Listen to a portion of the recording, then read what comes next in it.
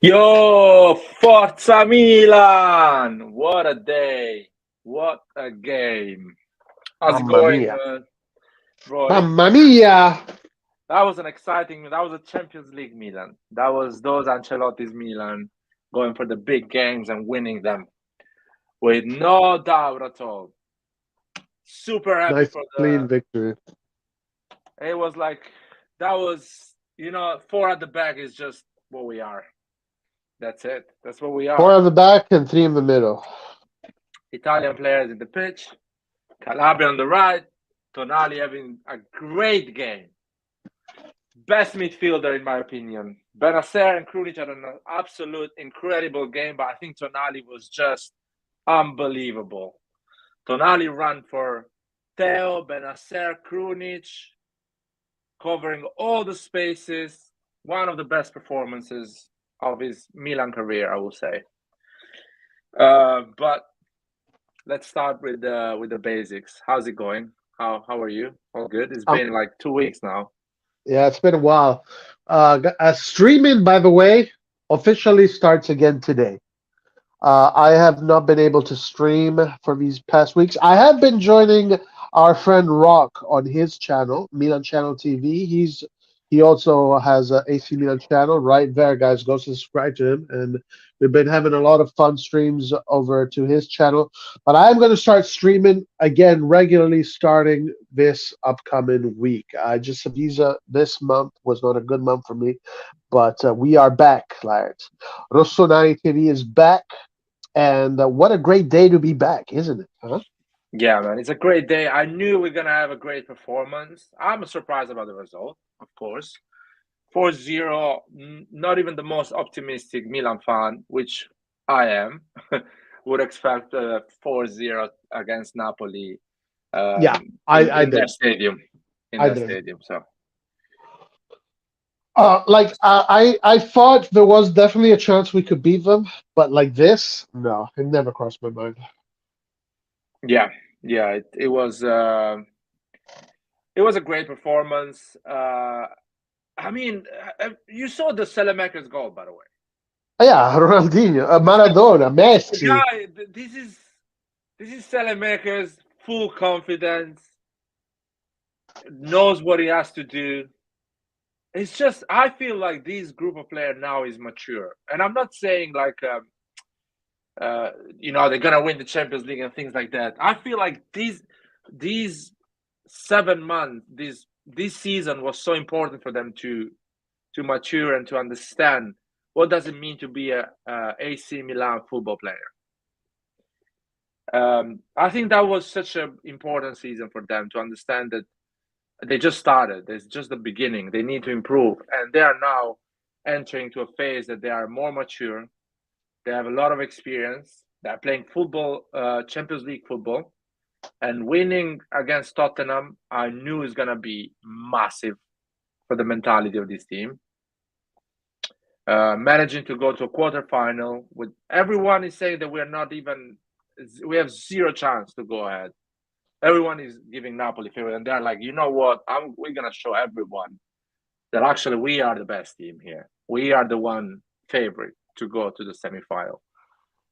I think Milan in Europe is the favorite. But let's keep it this way. obviously Napoli, right, is incredible. Okay, let's okay. Napoli today got crushed, but let's not pretend that Napoli now is all of a sudden a shit team. Napoli's an incredible team. They've been doing incredible things. We're still 20 points behind them. But in Europe, with our pedigree, with our mentality, with the institution that is Milanello, Milanismo, the San Siro, I think we are the favorites. But let's keep it this way. Let the world believe that we're not. It's better for us. Yeah, it's well, if me and you we say this, people don't believe because oh yeah, you're a Milan fan. Of course, you're gonna say that.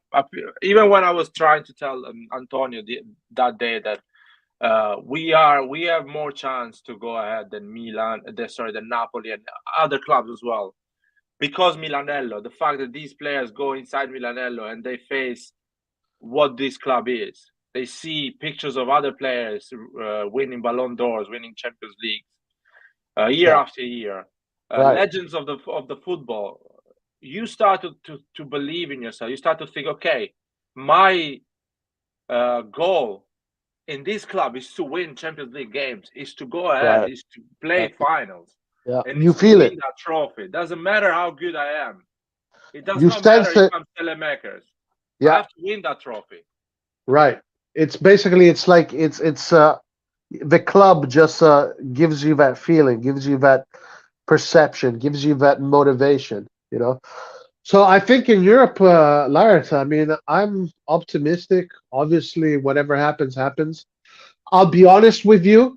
I wish that this game was a Champions League game because if we Yeah. would have won 4-0 in the Champions League, game over. But it definitely gave us. uh,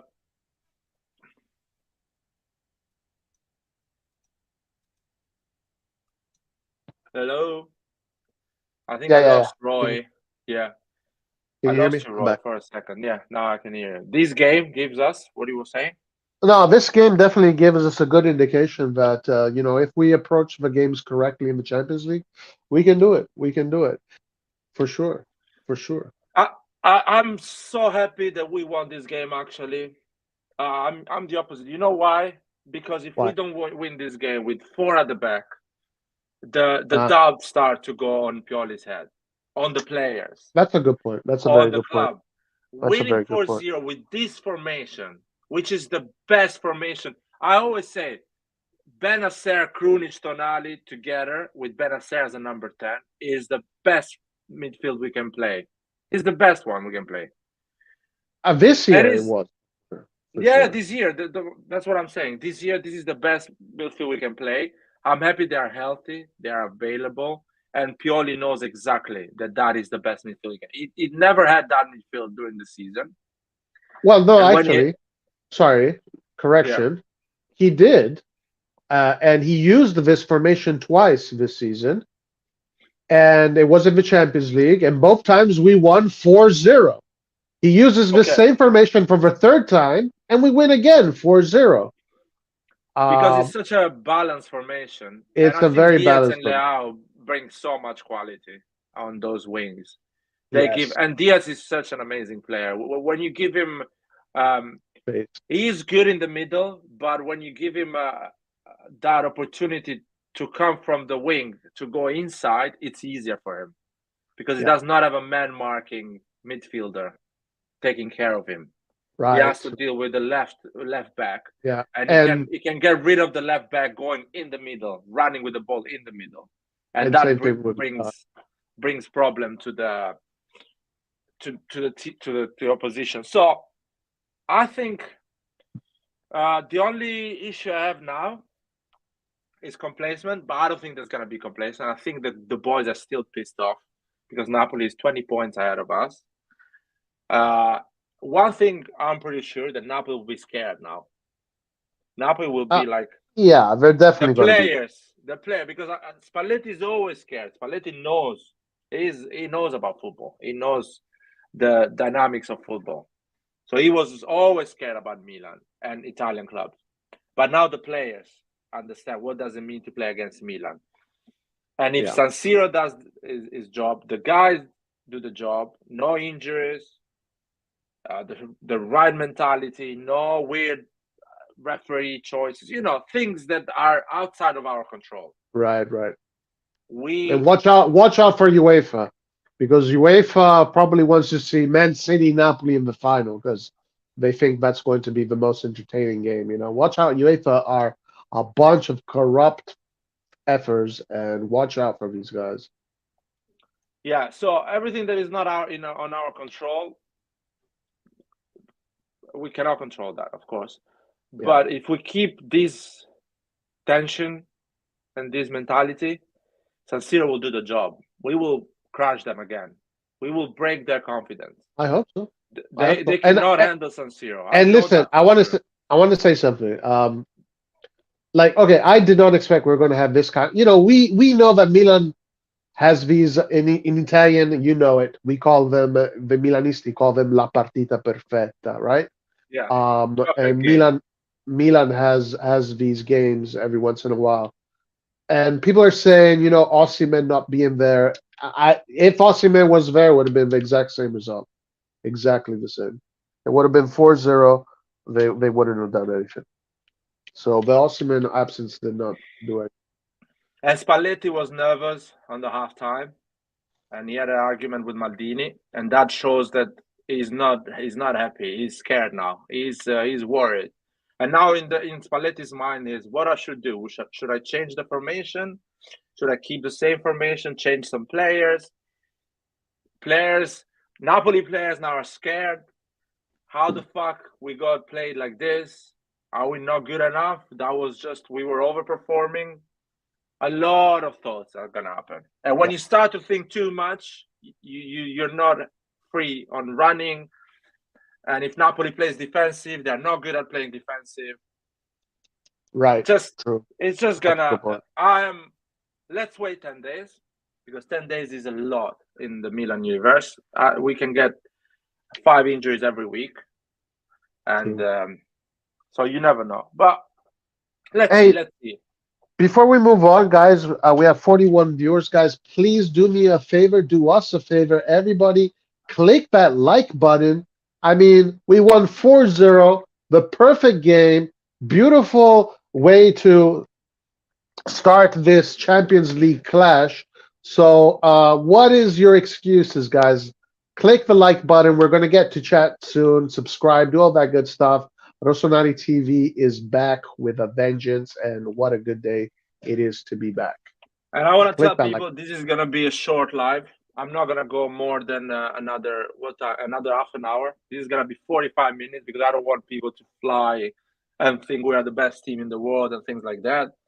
Just want to keep it short. This was a.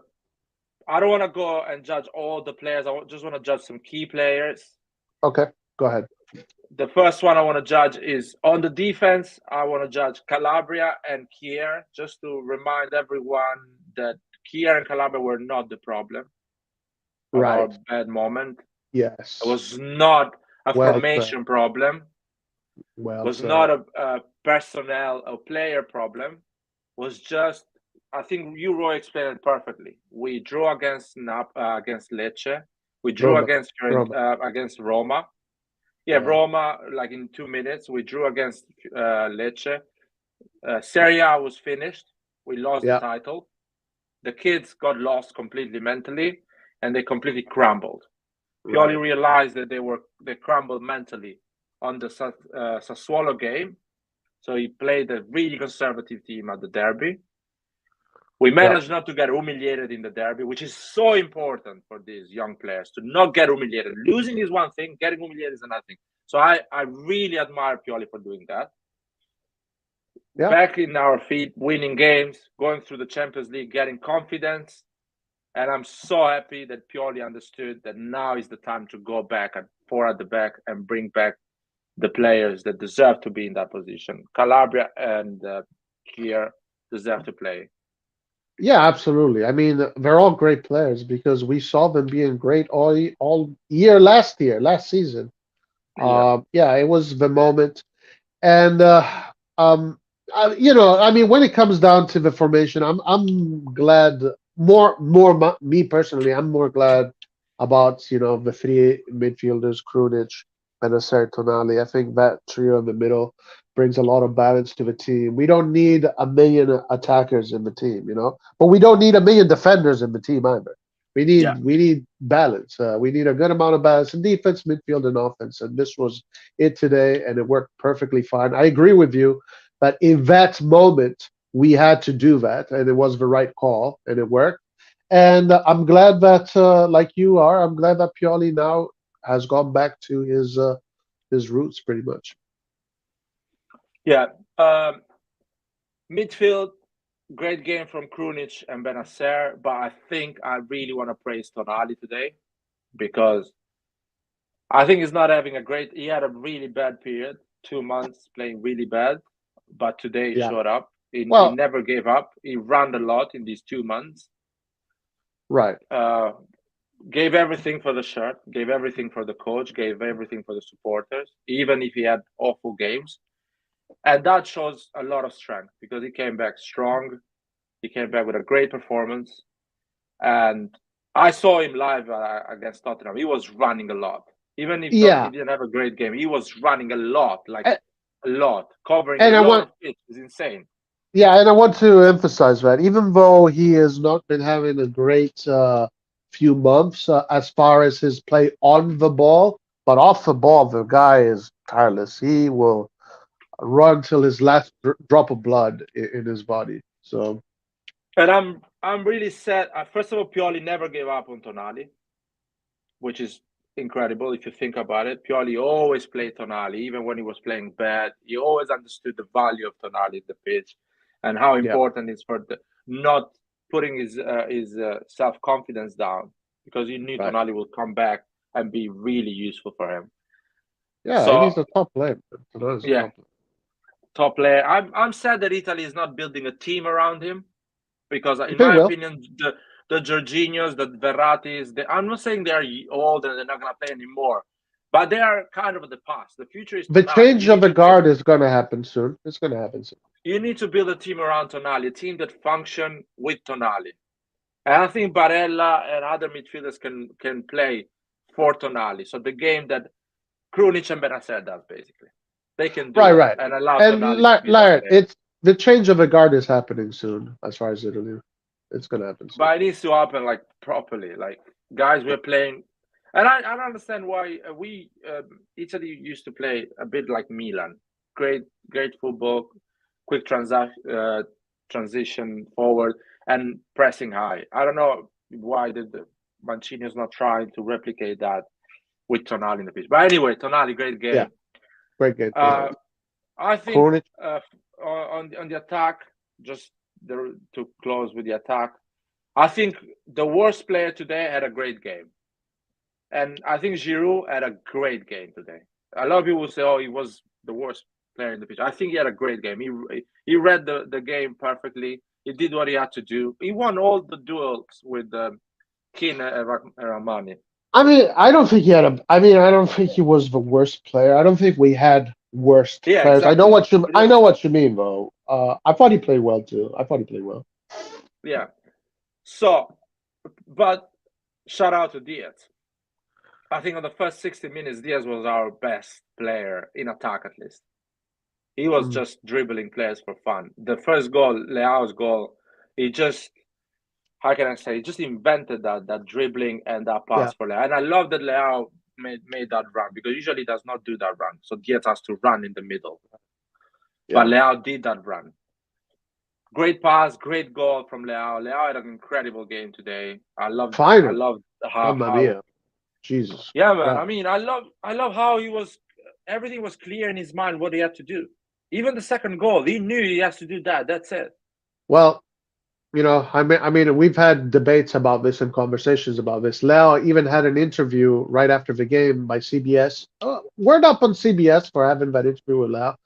And they asked him, do you feel comfortable in this formation, the 4-2-3-1? And he said, yeah, when he plays on the left, he knows what to do, he knows how to do it.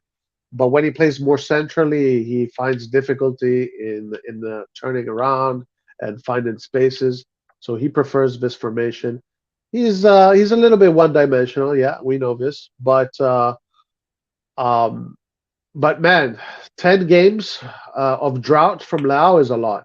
It is a lot. And okay, finally, yeah, he had a good game, but he I still had think, 10 games of complete drought. yeah, I think he needs to understand after these bad 10 games, as you said, he's one-dimensional player right now, as we're speaking, 2023. So he needs to get the money we're giving him and stay and sign a Yeah, 5-year deal with us. I agree with Because that. Yeah, he's not the player yet to go on another club, another league, other supporters, and break through that situation. He's still not ready yet to be in a group of other players that he's not the leader right. or he's not the main Yeah, character. he doesn't have that mindset either. He's not He's a ready. He child. needs He's a 5 years child. or 3, whatever is it. He needs more games. He needs more trophies. He Yeah, needs more difficult moments.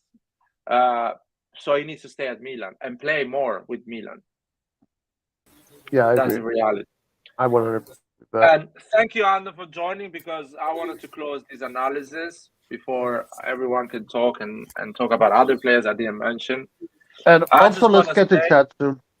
yeah, we're going to chat. I just want to say today was Pioli's masterclass. Now, straight dig, huh, to end on. It's not even for Andon. That was Pioli's masterclass, and no one is gonna convince me in a different way because a week ago I think somebody got injured, and I heard Calabria was trying that position. Whatever, there's something was happening with Calabria, and Di Marzio says Pioli wants to go back 4 at the back, and I was like, wow, that is brave. I love that, but I don't know if Nah, he's gonna do that.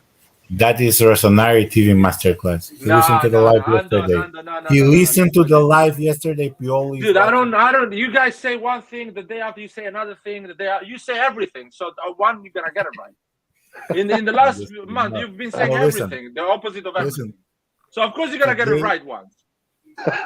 You guys say Pioli is not brave enough to go 4 at the back. You've been saying that. So now you're saying, oh, Pioli should go 4 at the back. Oh no, shit. no, as I said, every time the biggest problem was our midfield. Today they played. They played a little bit different. Most of it was a 3-man midfield. It wasn't all the time with a cam who doesn't know how to defend. So that improved the game a lot. And Benacer playing a little bit more up front. Wow. Yeah. That was a really really good choice from Pioli. And I think from now till the end of the season, he should stick like that to avoid using different type of a cam. And also Diaz is a right winger. He's not a cam. He always played better at the right winger. Every time he had the best performances was on the right wing. He's fast. He can dribble. He can find spaces, and he can drive through the lane, through the side. So again, everything that Pioli could have gotten right today, he got it. Pioli wanted to do one thing today. He wanted to have a 1v1 Lobotka Benacer because Pioli knows that Benacer is a better player than Lobotka. So he put a Benacer in that position to tell Benacer, just show to everyone, to the journalists, to the league, that you are better than him. And Benacer today just didn't let him breathe. All the balls, Benacer got all the balls, all the duels. Lobotka could not create any build-up. And the transition was so quick from Krunic, Benacer, Diaz, Leao, straight away. I think Pioli did a masterclass. And other days, Pioli will put Krunic in that position. But Pioli realized, no, I want Benacer in that position today. I don't want Krunic. I want somebody that is going to be a pain in the ass on Lobotka. I want a guy that is the same size of Lobotka, same type of football, just to go on a 1v1. And a lot of people say Pioli should go on a play counter. Pioli does not play counter-attack football. Pioli plays 1v1 high-pressing football. If you look at the game, if you look when Napoli has the ball, every Milan player is in front of a Napoli player, ready to go on a 1v1, ready to try to get that ball, to get possession quick. So I think Pioli did a masterclass. I think Pioli is a great coach. I think Pioli is the best coach in Italy right now. And I hope Maldini gives him players this summer. Yes, Maldini needs to give him players. Experienced players that We know need already players. He needs players right now. He needs a We striker. could have been the best team in Italy this year. We could have been the super team. But we have to pump the team with players. We can't take away good players and replace them with unmotivated guys and youngsters. We need players, quality, my man. Dai, Maldini! We need more players like Florenzi and less players like Dest. We don't need players like Balotelli, Dest, Bakayoko. I mean, Bakayoko, man, fucking half minutes and he already gave an assist to Raspadori, man. Jesus Christ. Half minutes in the pitch. What the fuck is going on in his brain? But anyway. Yeah. We need a second goalkeeper, so if Mike Magnan having a two-man... Well, we have Sportiello. We got Sportiello. Well, we can have that's good. But Pioli, man, great coach. Now it's time to deal with Champions League. I hope we don't have a great game against Napoli, so the guys get humbled a bit. It's going to be away. It's going to be in San Siro. So... But Roy, you know better than me. I think that the group is going to be thinking about the Napoli game in Champions League. So they will not have a great game against Napoli, in my opinion. I think that the team this year is going to keep on struggling with the smaller team. Yeah. I don't know. Maybe I'm wrong. Maybe they are going to have a great game. Yeah, but I think they are going to keep on struggling. Guys, if you just join the live, remember to click that like button. Forza Milan 4-0. Let's go. Roy, do you want to pick some comments here? We kind of... okay, I'm going to pick a few comments. I'm really bad at this. Then we'll go. Okay, so Charles Space, and I don't know, maybe you guys know this because I didn't see it. He says, "Hey Roy, can you please explain what happened during the break between Spalletti and Leao regarding his goal celebration? Did anybody see this here?" I think I haven't seen it. I'm just reading. Well, basically, Spalletti was upset with Leao's celebration, and in the tunnel, Maldini said to him, "You won the league. What the fuck more do you want?" And that's what. Oh, really? Okay, there you go. But 3 wins in a row of the Maradona. Bring on the UCL. San Siro will be healthier. Now, guys, interesting stat I found out a few days ago. Milan hasn't beaten Napoli at the San Siro since 2014. So it's due. It's due. It's due. It's due. Let's have a big win. And Napoli is a team that if it concedes 1 or 2, they don't think a lot. They just stay wide open. They're not good at defending. Anyway, I don't want to. Yeah. I just want to calm down. I want to calm down because I'm really excited. Yeah. That was a great performance. Leao needs to grow. He's only good in one formation, left winger. Yeah, we spoke about this. Yeah. Benacer, our 10 until CDK picks up, and Brahim, our right wing for 20 million. Leao is a priority. Where whoever wanted him out here are crazy.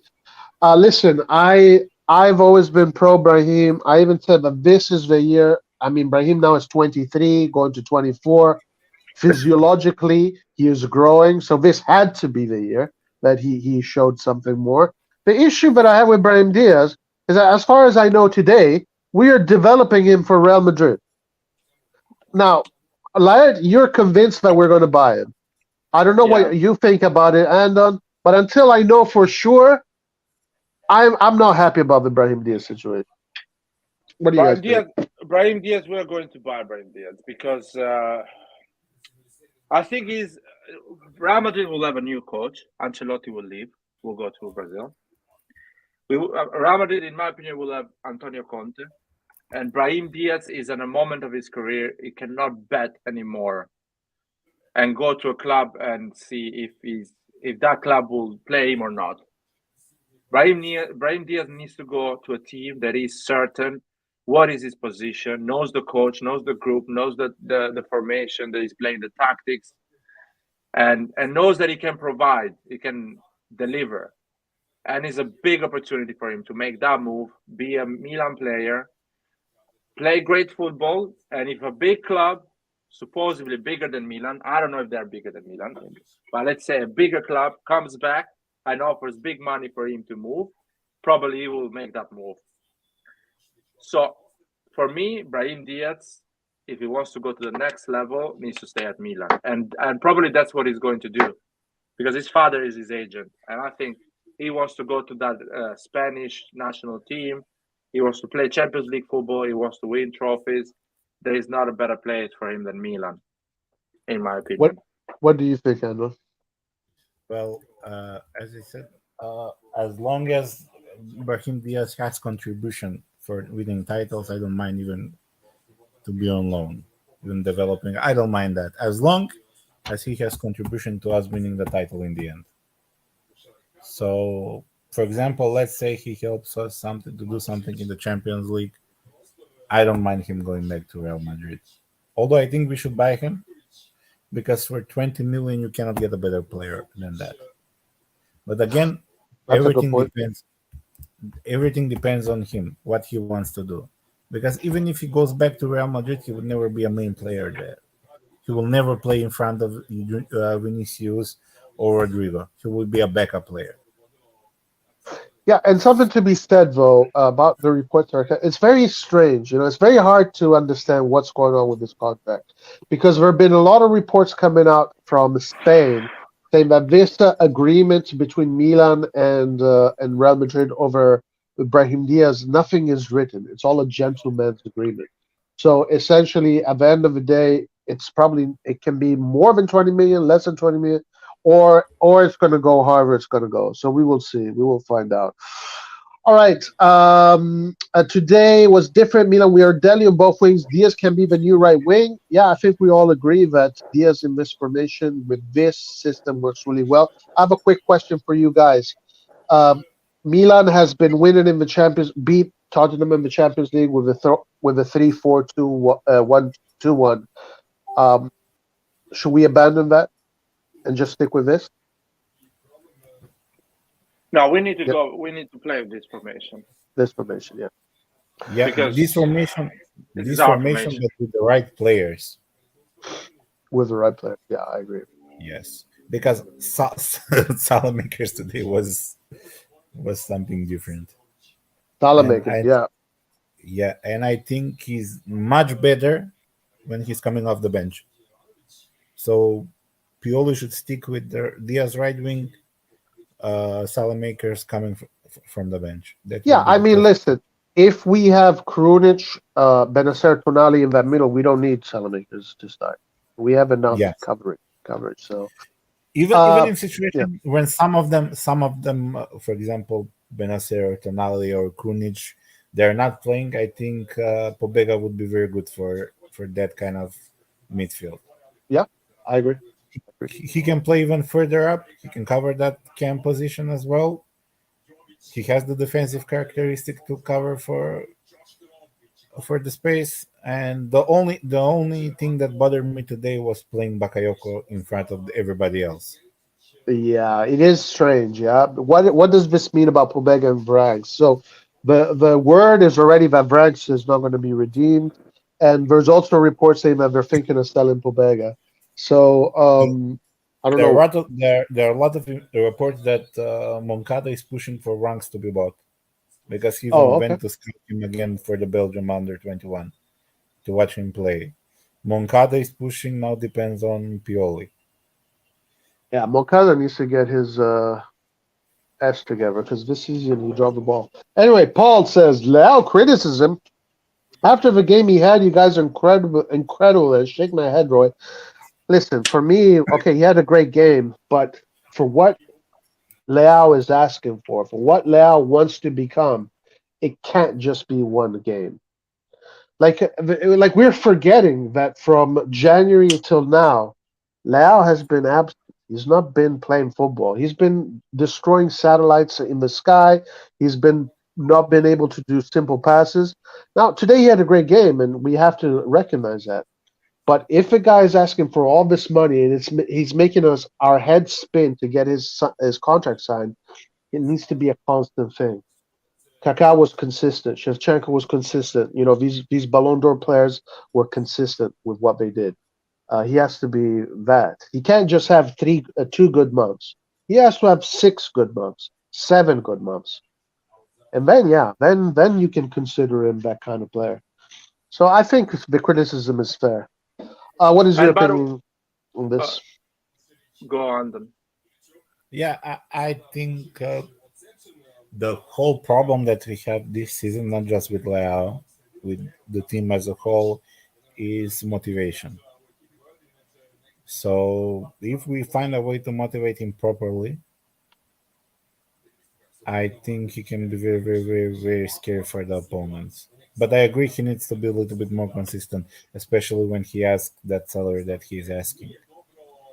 So I think they should take care of it as soon as possible to decide what to do, even if it's a 1-year renewal, just get it done and sell him in the summer. Yeah. Or, I heard about or that. Talk about that a little bit. just take care of that problem so he can focus on the football, and because he can play like this. If he can play like this, continue to play like this, we can beat anybody. Yeah, because listen, I'm telling you right now, he might have he had a great game today, no doubt about it. Super game. But then if he doesn't do anything against Empoli, what is the narrative there? What is the narrative? You know, so things to consider. Well, again, that's what I said. I want to see how he will play when the contract situation is taken care of, because those things can distract the player a lot. Again, they need to find a solution as soon as possible. Yeah, Paul is here, and Larry, you're about to say something, and then let's get Paul in. Yeah, the criticism about Leao is not. It's about his career choice. So the way he plays in a specific position, a specific football. So he's not a complete football player. So he cannot perform in different formation, different situations. He even says this, not just us. So he's saying guys, that. you guys, but you guys are acting like Leao is the finished article. He's not. He's going to adapt. He's going That's to why learn. I'm He saying he should get the understands. 6 He million and understands. stay at Milan. Hold on, Paul. He's going to stay up. Sorry, Paul, but you have been treating Diaz for the past 2 years as if he No, was wait, Roy, calm down, calm down, Roy, calm down. I was going to start. Let me start. All right, cool, guys. Let me start. No one wants me to start now. What is this? Well, Laird was saying something. Laird was saying something. Laird is taking too long. Let me just get this out right now. I know what Laird is going to say. I spoke 20 seconds, and I need just another 10 seconds. If you ask 7 million, you basically are a finished article. 7 million is a finished article. You're but the thing is, already made player. Leao can go to any other team and get even more than that. He's not just asking. Yeah, but his career is gonna be finished. Yeah, he's gonna go get 10 million and sit on a bench. You know, I mean, I don't doubt the fact that Leao can go and get 10 million. I'm saying that for him, and I don't doubt that Leao will have a great career. There is 2 paths in that. He can go in a team that is gonna play him as a left wing, and that's it, and will be completely fine. What I'm just saying that. If he's asking 7 million or 6, whatever he's asking, we give him that money. But he needs to think for himself that he's not a finished product. He needs a lot to work. That it's just the beginning of something. That's what we're saying. Right. That's the reality. Right. Let me just get this out of the way now. Go ahead. I know Lai is going to be on my neck, and Roy is going to be on my neck as well. Go ahead. Guys. Here we go. Brahim Abdelkadir Diaz. Wow, the full name. I was not familiar with your game. I apologize. I am sorry, Diaz. Why don't you apologize to Larry, to me, and everybody else have been saying, we gotta. Why am I apologizing to you, Roy? You were never Diaz. What are you talking about? I've always been Diaz. No. I'm not finished. Can I finish? Can I finish? Yeah, you haven't finished with apologizing. Yes, keep apologizing. Yeah, cool. I want Diaz to stay on the right now. I don't want Diaz. I don't want Diaz to come back to the number 10. I think Pioli understands that now, and I want him to just keep doing what he's doing, as in bring Saladon in the second half, who, by the way, today Who was that boy today, guys? Saladinho. Who was he today, man? Saladinho. Leonel Andres What a goal, Saladinho. Man. What a fucking goal. Oh my! And he almost got a second one as well. Yeah. Man. Oh man. I was so happy today, but I've got beef with certain people, and I need them to come on the live and apologize to Pioli. No, I need to close the You know live, yourselves. Don't tell them to. Alright, cool. But you know yourselves. Come on and apologize to Pioli. Yeah? And like you as well, apologize to Leao. Because all you do is criticize him. Today he had a brilliant game. Tracking back, defending, all of it. Well, One All of game it. is not enough. One game is not enough. I criticized him when he was playing bad, not today. Today I didn't criticize him. Alright, cool. So okay, cool. Then why am I apologizing to Diaz then? It's just one game he had then. That's good. Yeah. You know? But you you didn't probably can apologize say to that. me, man, not to Okay. Diaz. Diaz is fine. Diaz is a No, millionaire. listen. Yeah. Today, Yeah. guys, let's be honest. Today, Diaz performed higher than his usual self. But Diaz is a good player. Yeah. Maybe on the right he can perform better like that consistently. But he's not performing like that every game. Like, by the way, I've never been Diaz out. I've always said that Diaz is going to grow into a really good player. It just needs time physiologically. But Oh, yeah, so you don't I want mean, Raspadori anymore then, right? Really? no, I want my thing about Diaz is like I don't want to be developing a player for Real Madrid. That's my issue. Yeah, but That's it's Real the- Madrid though. It's Real Madrid. So I'm not. Who cares? Does anyone Who else cares? do It's that? Real Madrid. Yeah, cool. Then we have to pay If the I- money. Then it's simple. I would We have to pay rather the 20 own mil or Diaz, however it is. and if we don't own Diaz, yeah, I'd rather get Raspadori or whoever. Give me another name. It doesn't have to be an Italian guy. It can be anybody. But I want to own Are the you player. sure? Are you sure? I do not want to be. We're not the fucking development school of Real Madrid. Like, Right. this is how we want to be. This is we want to be champions of Europe while we're fucking developing players for Real Madrid. Right. I'm not happy I mean, with that. I title. hear what you're saying. I don't disagree. I think we're gonna buy Diaz because he Hopefully, understands yeah, what hopefully. Pioli wants. You know, he's been I playing hope with Pioli so. for 3 years now, so I think we're gonna keep him. Anyway. But another special shout I want to give to is Tonali. Tonali today ran for basically everybody. If you actually watch the way he played, he had the kind of game that Kessie kind of was playing for us last season in terms of covering everyone's mistakes. He was running for Theo. He was running for Krunic even. He was defending. He was contributing in attack. The tackle was actually what led to, I think it was the third goal. It was? Yeah. Was it Leao's goal? Was it Sanet's goal? Yeah. Yeah, So he Tonali played very well. tackled Zelinski. Krunic today was immense. Benacer, oh my God. How Benacer played today is how I thought Krunic was going to play. But yeah, Pioli surprised me with that one. Everyone played well, guys. I don't know. I'm just happy. I just wish it was a Champions League game. But guys, I'm confident. I'm confident. I've always been confident about this Yeah, team. you should be. Today, I'm super confident. Udit says, hi, Roy. It's been a long time since attending the stream. Thoughts on Milan. What's up, Udit? It's been a long time. How you doing? Clint says, Laird, I need predictions.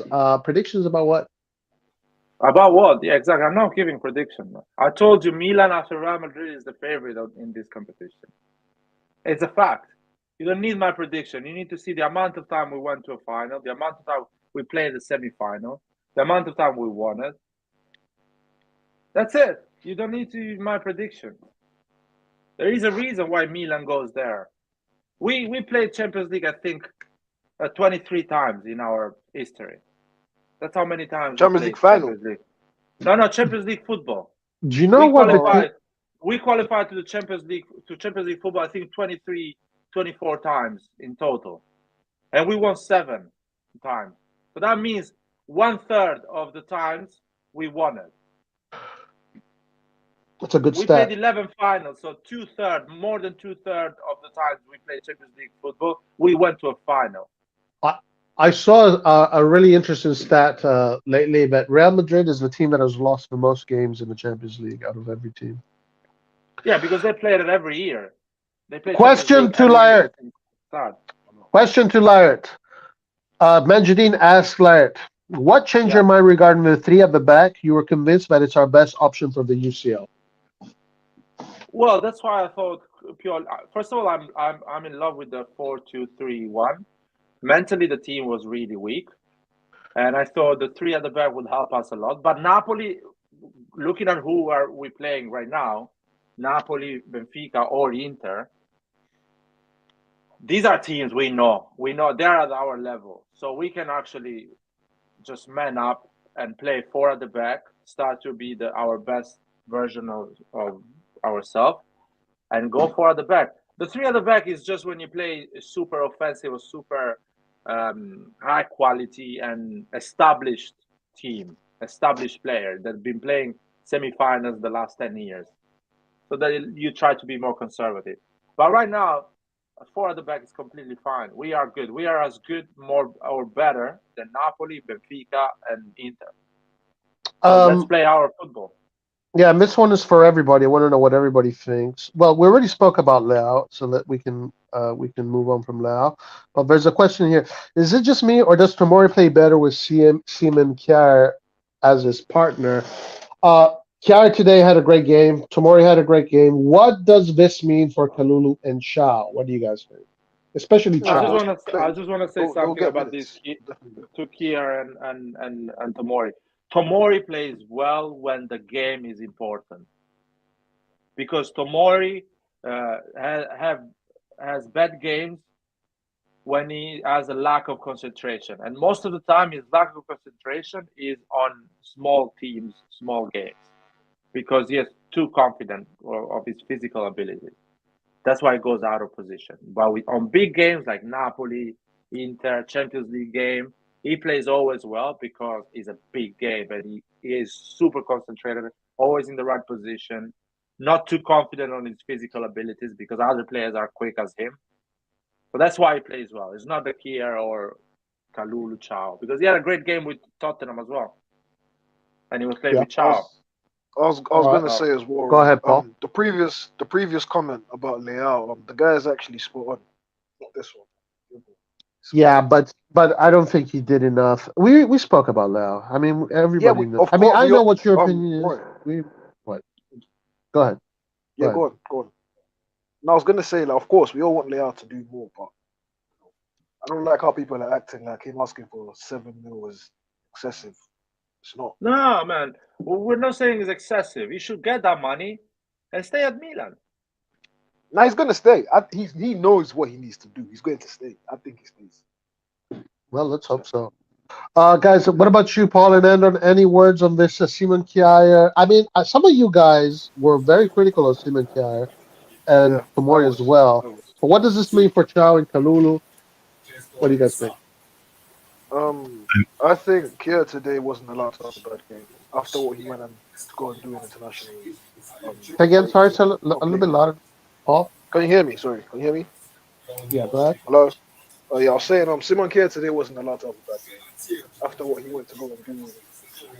Sorry, Andon, can you mute yourself because there's like noise coming from your...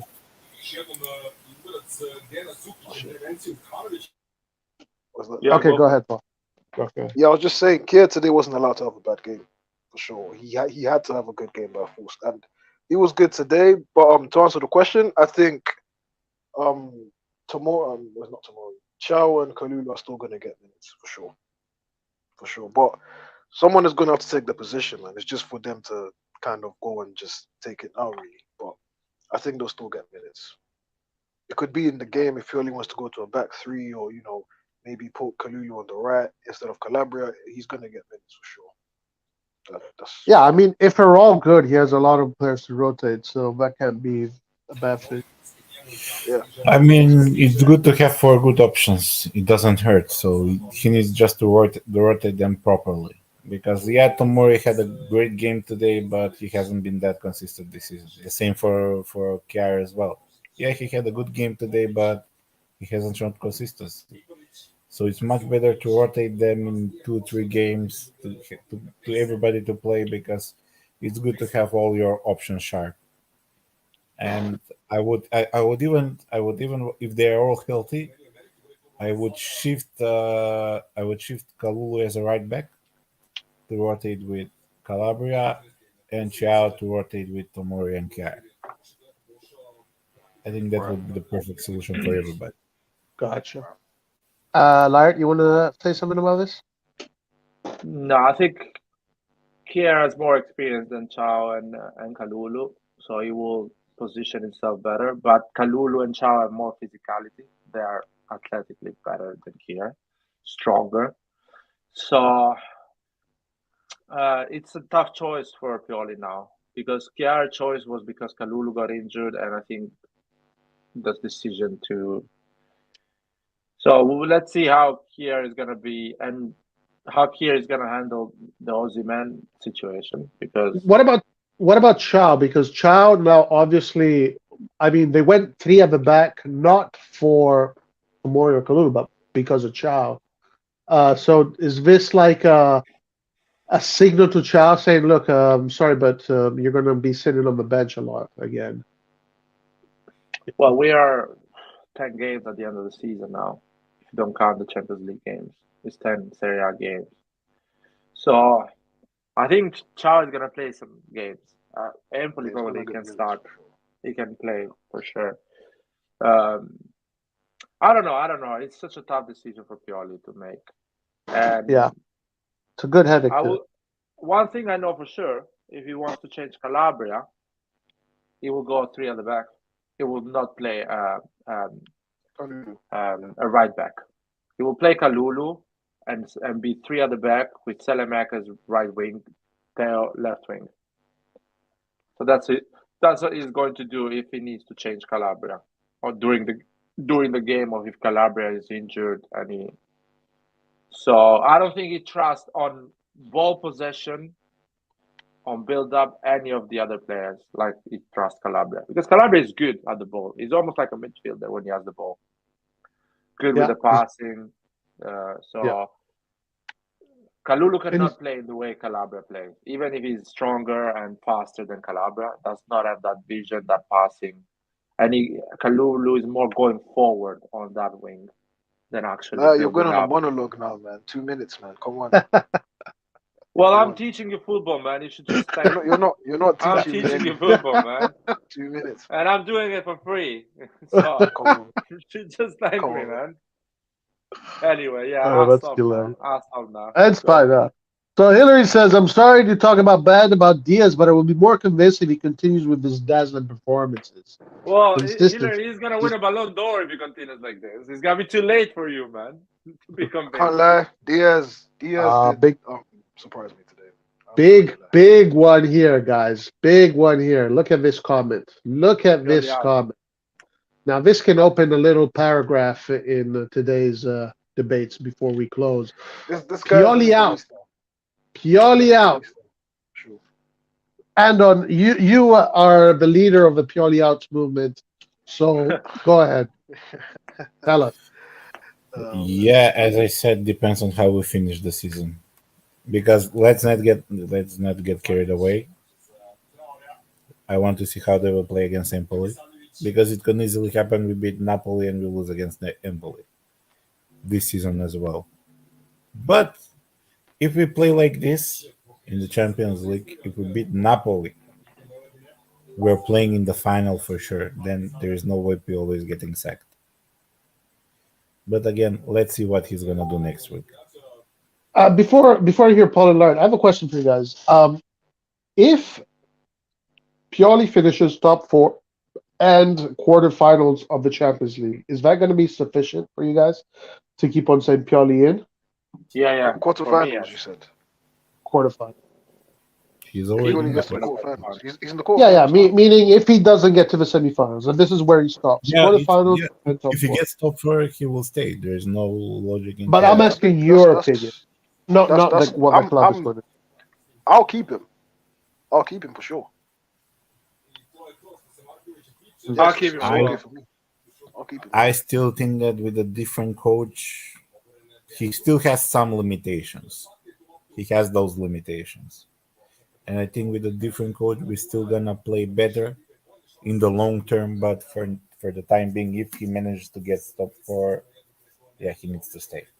Those are the facts. Yeah, I agree. Look, for me, if let's say, obviously it'll be a big disappointment if he doesn't beat Napoli in the quarterfinals. We all hope he does. But if he doesn't, and let's say he finishes this season in the Champions League in the quarterfinals and top 4, I think that is sufficient enough for him to stay. But if he fails top 4, I am of opinion he should move out. What do you think about that, Laird? Because I think you have a different opinion on that. Maybe I you think two he's not going to fail top 4. What if he does though? Don't jinx it. I'll keep him. I'll keep him. You'll keep him anyway. Yeah. Okay. There's no point to change coach now. Start from the beginning, everything from zero. Yeah. And also, I don't think he's gonna fail. That's it. Okay. People forget. All right. Every coach starts somewhere. When Ancelotti first came to us, he was not the Ancelotti we know him to be now. You know, when Ancelotti first joined us, he was a serial loser. Go look into him from Juventus. No one wanted him. And Inter as became well. Yeah. Ancelotti Didn't he later. do Inter and Juve? He did Parma. He did. No, he did Oh, do Parma and Juve. Right. Okay, this one here talking about the ownership. Maldini needs to get in players now. Roy, you're incorrect. Brokebird needs to give Maldini money to give Pioli the players he wants. What are you guys expecting from Brokebird? Any good stuff Striker. or Striker. same shit? Give me a striker. Guys. Striker. That's what I want. Striker. I've been pro for the striker. I think Brokebird, Redbird is gonna give money to Maldini. It's All right, let's take guesses. Let's see who gets it right. We'll remember this when the summer comes. How much money do you think Maldini will have in the summer budget? I don't even want to think about that. I'm gonna say more than. Let's see who gets it right. Who gets it right might win an imaginary AC Milan shirt. That's the prize. I'm gonna say 60. I think he's gonna get 100 million. 100 million, huh? Yeah. Nah, 60. Of course, More or less. I think closer to 100, most likely 80. I'm gonna say. I could be wrong, but I hope I'm not. Yeah, of course, because you don't know, Paul. You're just speculating. You're speculating as well, Of course, man. That's why I'm not. I say last time I got it completely wrong. I said they're going to give us 150 million. I was so off. So I'm gonna say 30 million. I'm gonna go the opposite direction. No. It can't be 30. It can't be 30 for sure. We got deep into the Champions League, so we cannot buy Diaz if it's 30. Diaz, man. Diaz. All right, 50. Diaz. I say 50. I say 50 like last season. I say 100. It's gonna 100 million. I say 80. 80 for sure. But listen, with 100 million, like we can do a super mercato with 100 million. Nah, super is a stretch for it. I think so because an intelligent mercato that makes it super. Obviously, not Chelsea where they spend a whole lot of money. Like you can be smart. You can be smart and buy and make a crazy team with 100 million. Like, did you see that? What? Graham Potter has been sacked. Yeah, man. I saw it like after the game finished, Milan game finished. And somebody else was saying as well, so that's fine, man. It's normal. Guys, remember to like the video. It is a great day to be an AC Milan fan. Every day is a great day to be an AC Milan fan, win or lose. But today even more special after a nice 4-0 victory against our next opponents in the Champions League. So please click that like button. Do us a favor. Milan got nice, good depth in defense, Kevin says. So he's happy with our depth in defense. I think all of us are in this. I want to say something about this as well. Today's game was good and was excellent from Pioli, but the subs I didn't understand. Why didn't Adley come on? Why didn't Ranks come on? It's 4-0. Why am I seeing Bakayoko? Why am I seeing even Rebic? I don't understand. No, Rebic, I want Rebic in. Nah, the Rebic today, he looked tired, man, after coming on. He wasn't really running. Origi as well, guys. And I'm Origi 20, but these guys, I don't know. Rebic and Origi changes against Tottenham. They did really well. They created chances. They were against Tottenham. Yeah, but on a counter. This is. But that's why you need them involved in the group, man. Playing okay, them, how do you explain? them involved. How do you explain Bakayoko then? Bakayoko, it's been a while now that he's starting. He's playing the last 10 minutes of the game. So Right. I think Pioli is giving a message to Pobega, Branks, and Adli that they are not training well. They're not doing well. Or And it could be. Sorry, go Bakayoko ahead. is Finish. training so much better than Yeah, them. That's that what he I was cannot about. even Yeah. do. I mean, Bakayoko is a good player. We've seen Bakayoko be a good player. I mean, today, he almost was a bit sloppy. he almost destroyed La Partita Perfetta, but he is a good player.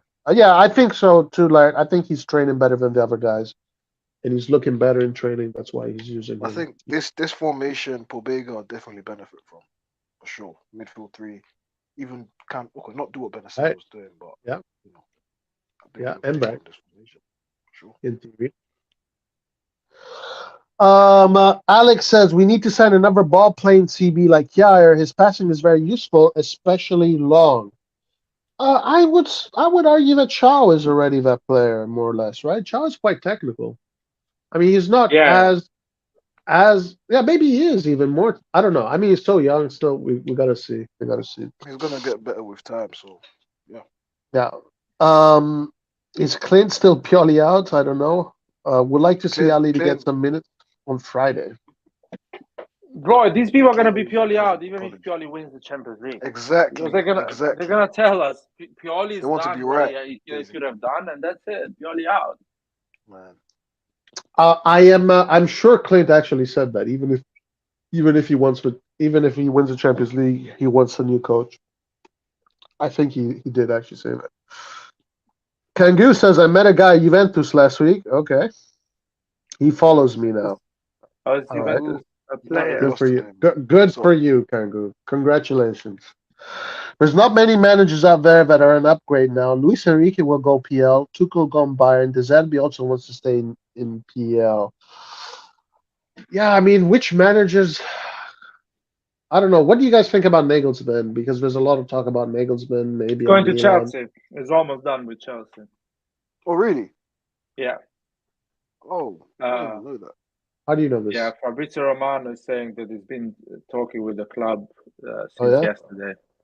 So they're trying to close the deal. Fabrizio Romano. Nagelsmann can play semi-final against Tuchel, Chelsea Bayern. That's interesting. That can happen. Unlikely, but it can happen. Yeah, Pioli sacked, and then what? Yeah, I don't know. I mean, I can't think of other coaches that are in Milan's budget right now that could be good. I think Pioli right now is probably the best choice. I don't like.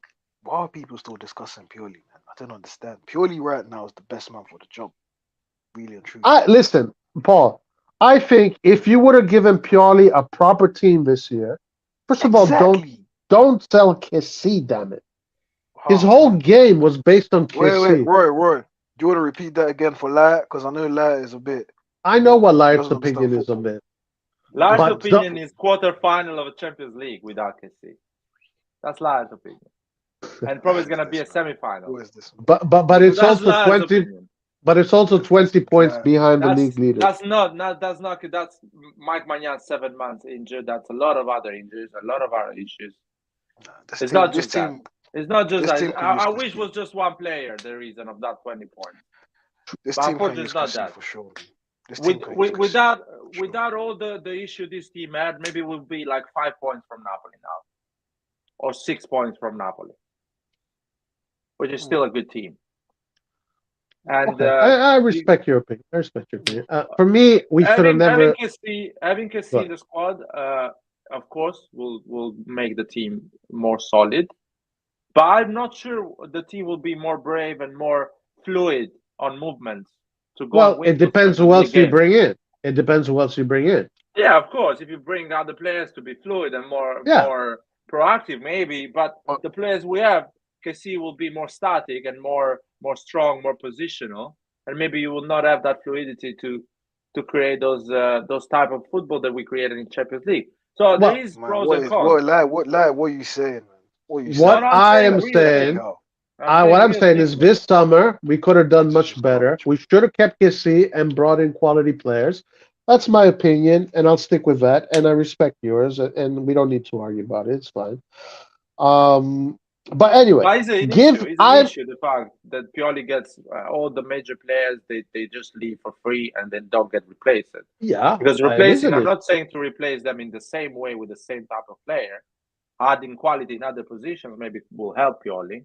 Sure. Okay, you're not renewing KC, but you're bringing quality on the right back, center back, striker. Maybe you're adding a good striker up front, so who will compensate with goals if you don't have KC.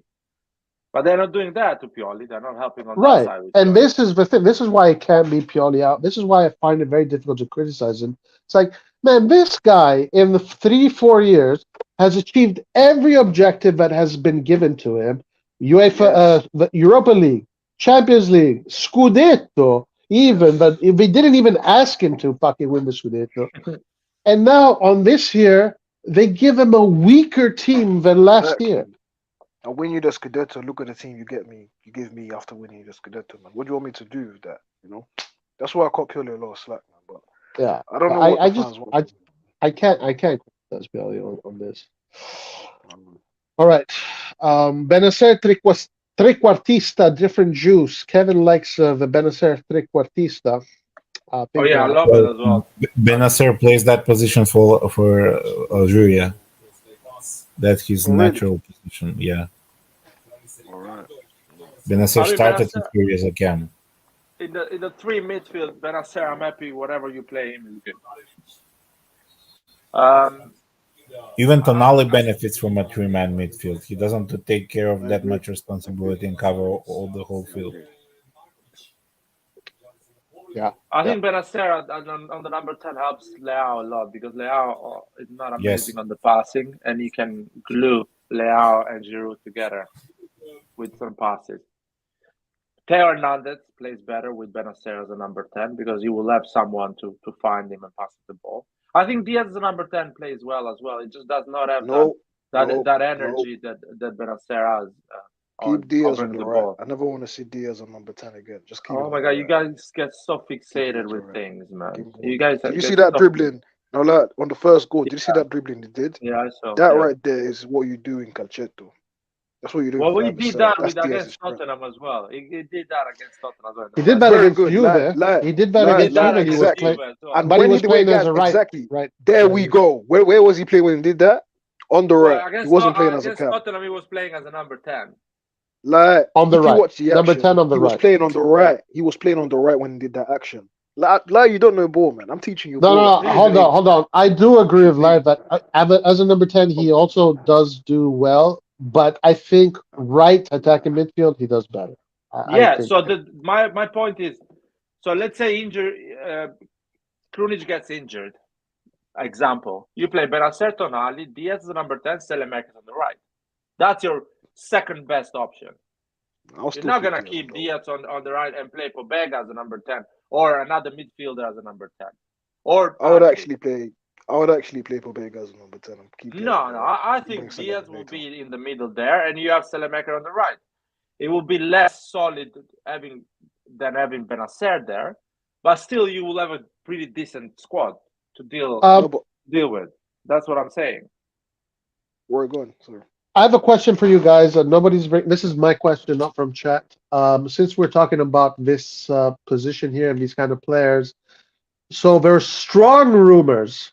I think it's more than just rumors, but apparently there has been an agreement between the player Aouar and AC Milan on the wages. Aouar is a free agent.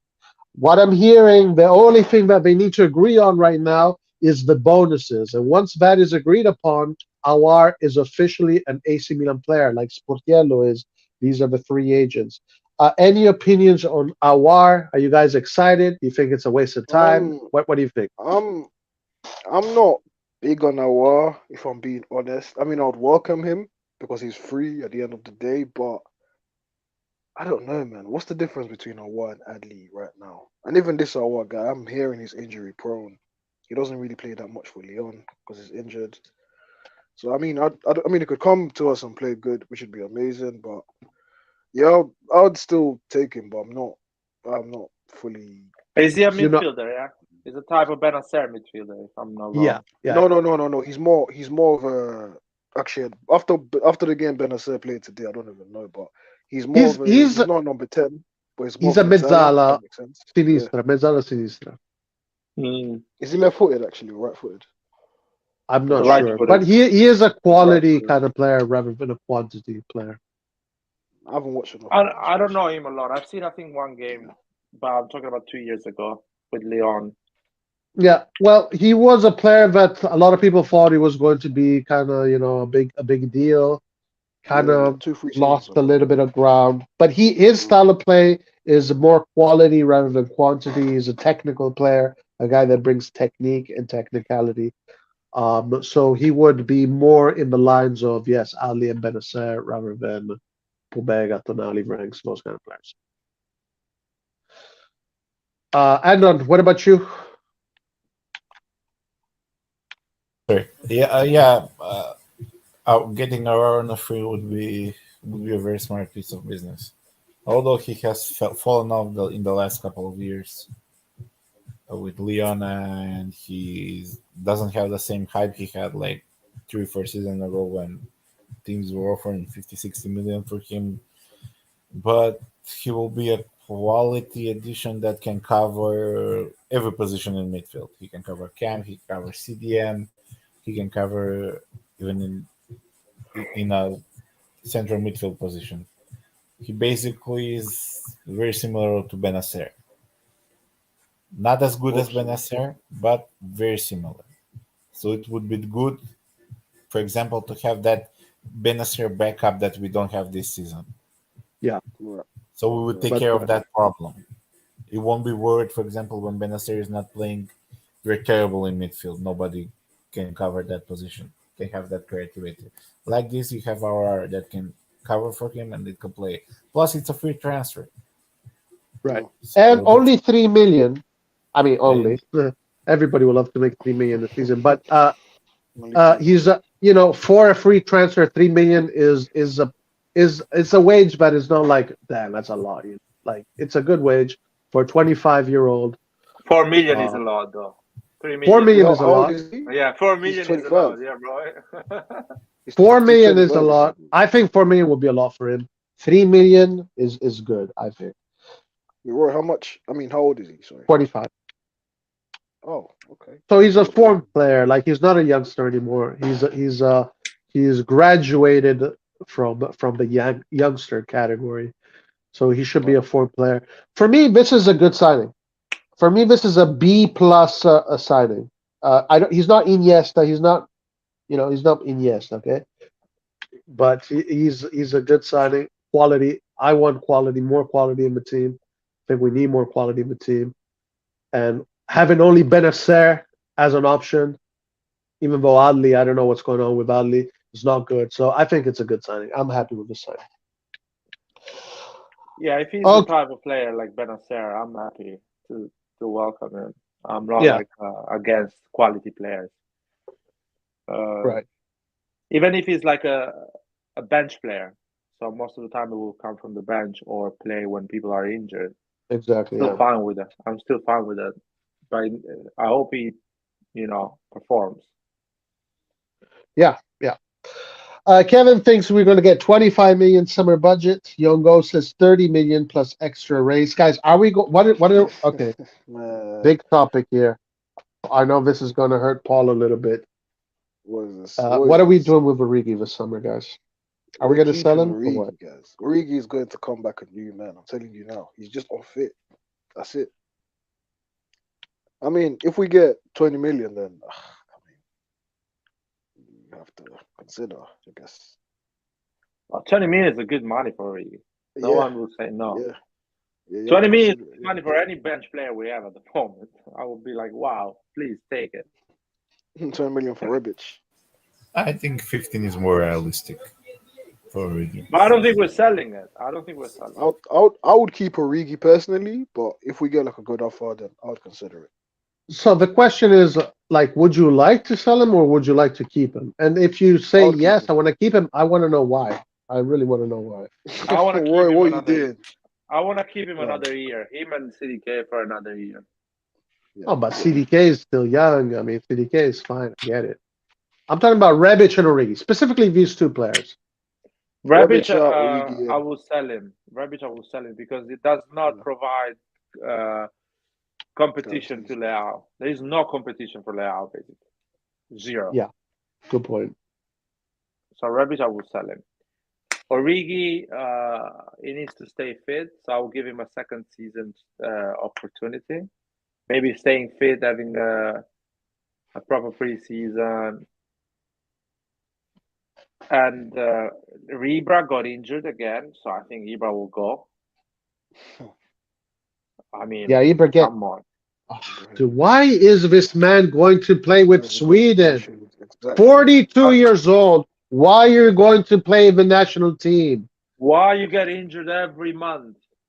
Why you get injured every month? Because it's time for you to quit. Listen, I'm going to say something a little bit controversial. The way we are managing Ibra is showing a little bit of weakness from our management. I think if I'm Maldini and whoever's making these contracts, I'm saying, yes, you can stay with us, but no national team. That's the only thing. Because what's the point of keeping this man in the roster if he goes... Vieri on Bobo Vieri TV says every time you go to play for the national team, you're playing at 200 miles per hour. Everything is way more intense because everyone wants to kill you there. Obviously, at 42, this man should not be going to the national team. Sweden needs to fucking develop another striker. Okay? They have another striker. No. Exactly. Isak from Newcastle. They have him over there. It's very good. Yeah, develop Isak. It's simple. It's not. Don't call him up. Call up Isak. Yeah. Call up Kulusevski. Anyway, Ibra should just move and become part of the management. Start to think about his career after football. And I'm just hearing them renew him or something. So no. What are we renewing, by the way? What is the? I agree with you, but this management, I don't know whether this with Ibra. I don't understand why people are even scared to criticize him. Like even from stuff like last season with Sanremo and all that nonsense. It's just ridiculous, man. I honestly don't care about the money we're giving to him. It's just the point is you cannot rely on him because he get injured. You cannot think, oh, we have Ibra. You cannot say that. But Laird, he's 41, so he's 41. But Laird, if he's not going to the national team, he's not getting injured. Like he maybe is, but it's more chances that he does it. But he's doing all these things, so I'm considering on the basis of the things that he's doing. We basically don't have Ibra. We have Ibra, but we don't have Ibra. So why we don't have Ibra? Renew him in a way that we don't have him, but we have him. So outside of the pitch, pay as you play, basically. I don't know. You can pay him as much as you want. Just you want to be a player, you need to provide 15 games a year.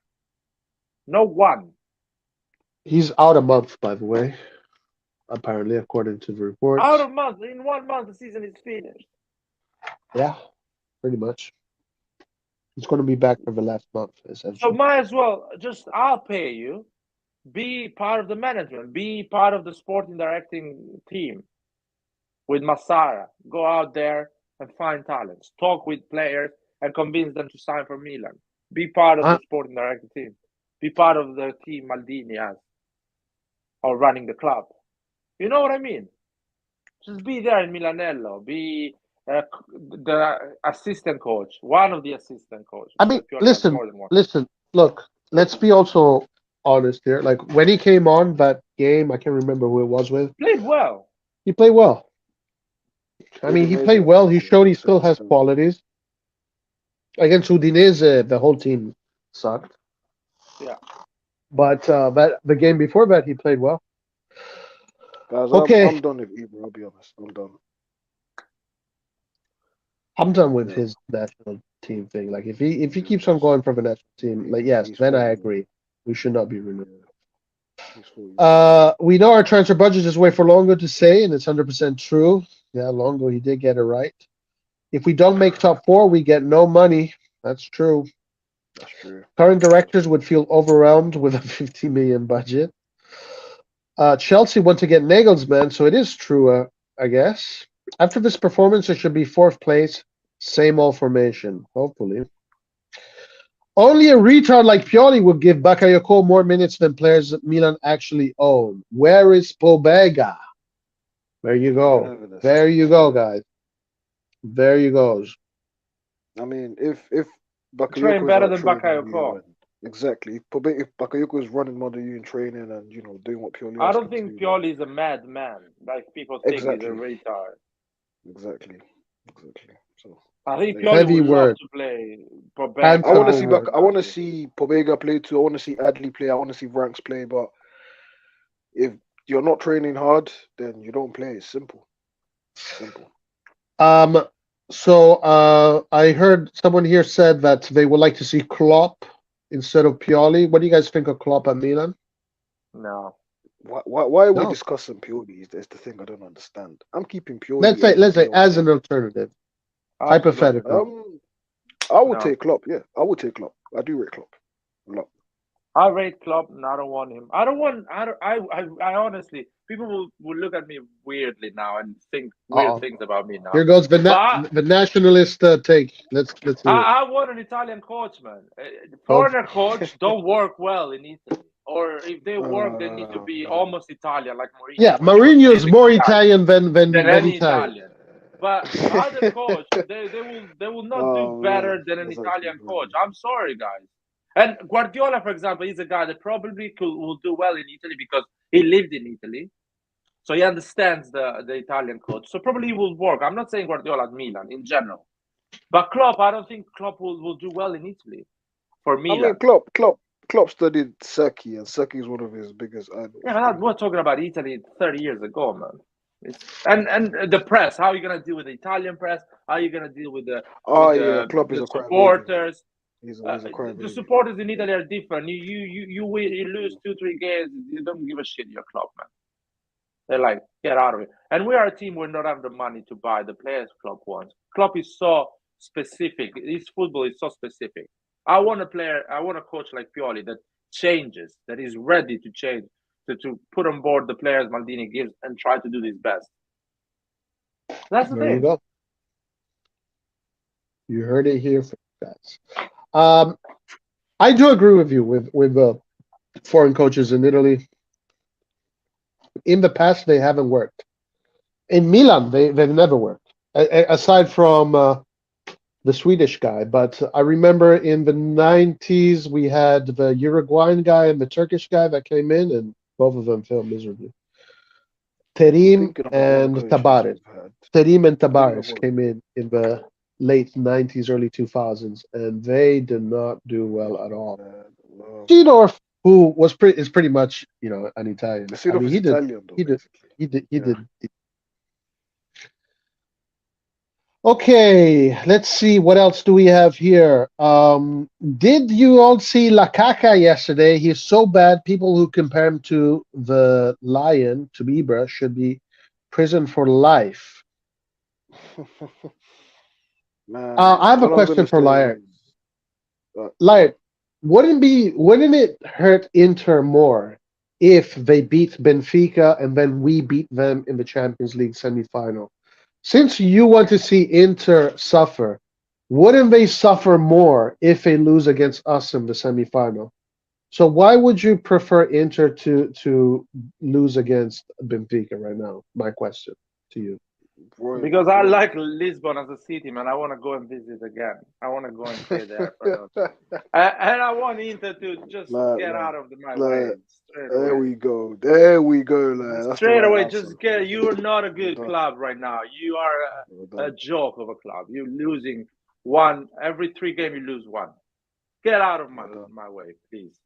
I don't need that pressure. I don't need that tension. I don't need. Right now, next season, maybe next season, the players now need. I need Benfica. I need open football. I need open football of a team that does not know us. That's gonna come in San Siro, suffer, get beaten, and that's it. I want a team like Napoli. Napoli is a team that plays open football. We gave them 4 goals. We killed them. That's what I want. Benfica is like Napoli. They're gonna come. They're gonna play open football, and we're gonna score. And we're gonna. I mean, you do have a good point, man. You do have a good point. Inter is gonna be a rough game. It's gonna be tension, nervousism. The week before the game, the city, the players are gonna suffer. The newspaper, the journalists, everyone is gonna. It's just, I'm too old for this. Next season. All right, okay. As long as we go through, it doesn't. Yeah, as long as we go through, that's the thing. Another. Rosario says, I wonder, is what we saw tonight a bite of what there is to come in the Champions League? This is an interesting question. It is an interesting question. Because Napoli is not the team we saw tonight. Okay, Napoli's not going to be like this every game. It's not going to be like this. Roy, let's not do that, man. If you think, guys, if you believe that Napoli is going to be a pushover like this every game, Roy, but what you said, no, I disagree with you here, Roy. I disagree with you. Napoli weren't pushovers. We played extremely well. We destroyed them. Well, we pushed them over. Yeah. We outplayed them today. Well, one thing that I know what Roy is trying to say, that Napoli will read the game better next time. They will prepare the game more attentively. They will not go. I mean, yeah, for sure. Yeah, but for sure. On another way, they will feel more scared. They will feel the pressure more. Like, how much that's fine. Do you guys think that we kind of blew our load too early with Napoli? Nah. I think we did what we needed to do. And we need to build on this now, essentially. Yeah, I think we did. You think this plays in our favor? Yeah. I saw Spalletti is nervous, man. Spalletti is nervous about a game that has zero value for him. And he's already nervous. He's already fighting with Leao and Maldini in the tunnel. So that means he's scared. He's crumbling. That's perfect. That's what we want. We want to put them some pressure. We want to put them some insecurity. He's gonna go back now and try and tinker with tactics and stuff. And he's not gonna change the tactics because he's stubborn. He thinks he's the best coach in the world, and he thinks they play great football. So he's not gonna change the tactics. And Pioli is gonna beat him again.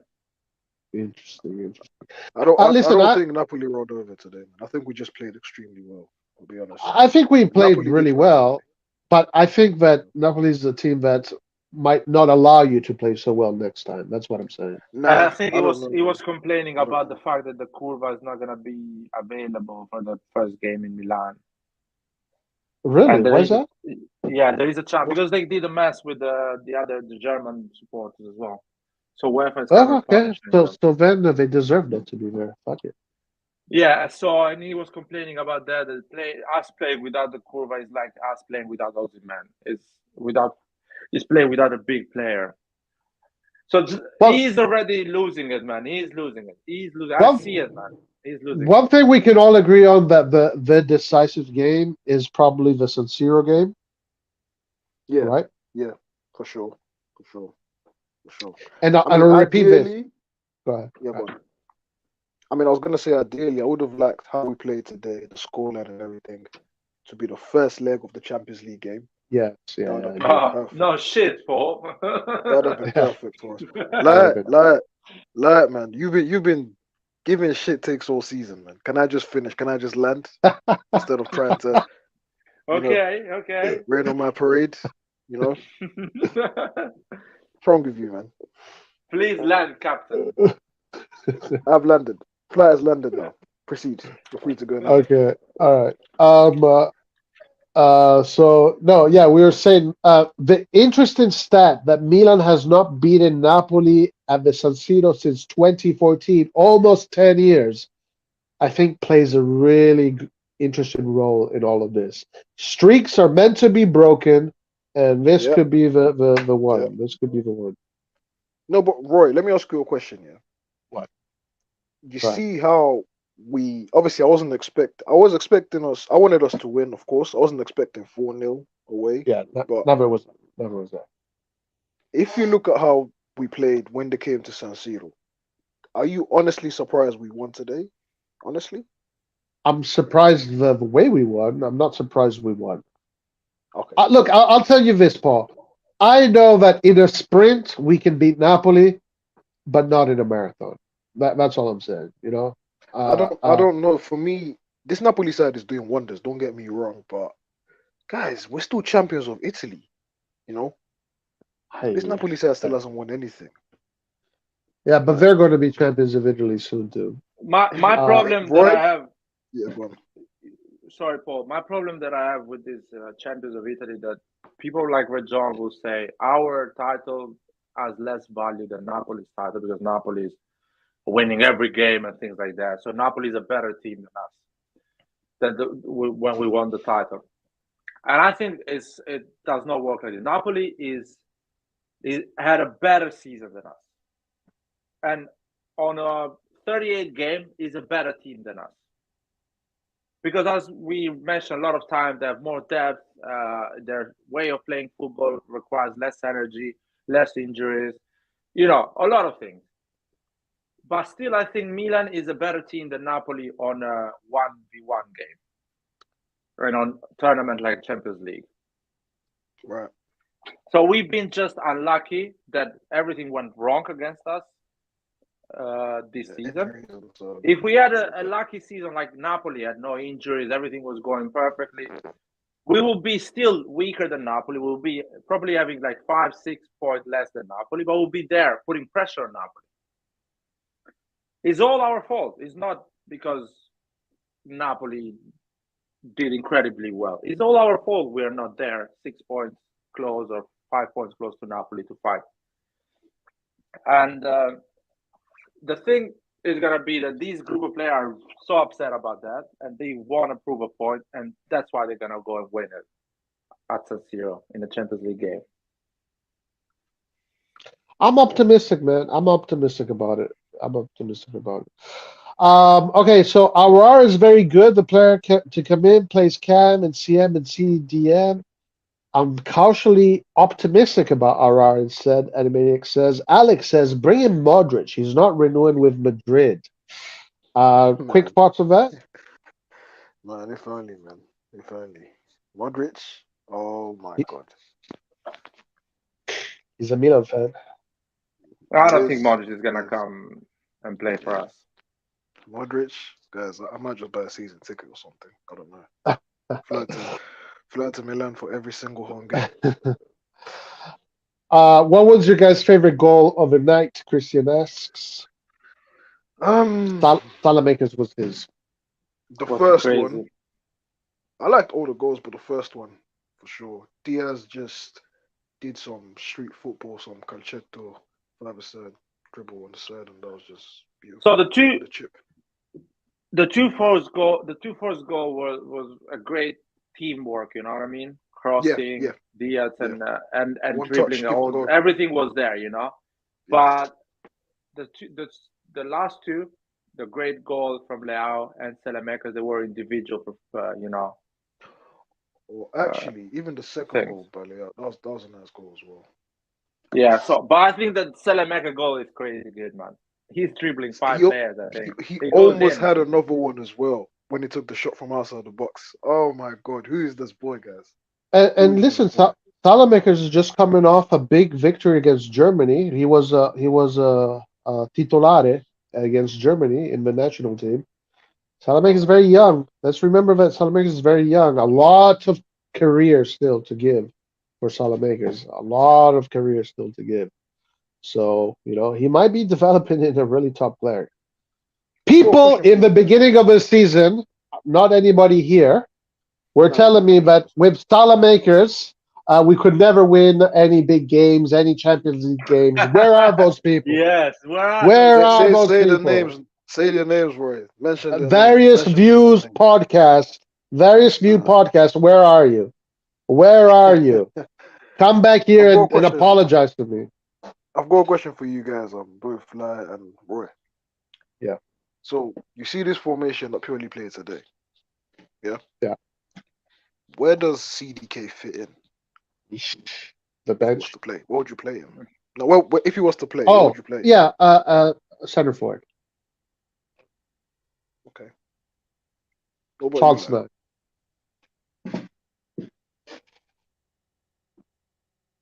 All right. Are you there? You guys hear me? Yeah. Sorry. CDK number 10, man, but he needs to provide what Benacer and Diaz provide off the ball. Yes. That's the I'll only thing play he him needs as to a learn. He needs to go to midfielder as not well. to the gym. He needs to do a specific training to get that acceleration, that aggressiveness of the No, but ball. He needs to learn. CDK is not. He's not weak though. He's not light like that. He's just tall. It does not have it in his mentality, the aggressiveness. Yeah. That's all. Yeah. I heard the budget this year, if we make Champions League, will be triple of last season. So around 100 mil. Man, I wish. If only.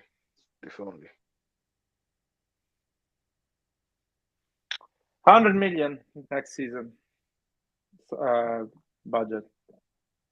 100 million. Half of that budget is going to a good striker. It's going to Breuer. Come on, Breuer. Where's Breuer? Like, what have you done with Breuer? I've killed him, man. Whoa. No, man. I think he started his rehabilitation. He's like doing training, indoor training. So do you still get him? I don't know. Depends on his health, how good is recovery, what is his price, what is the deal.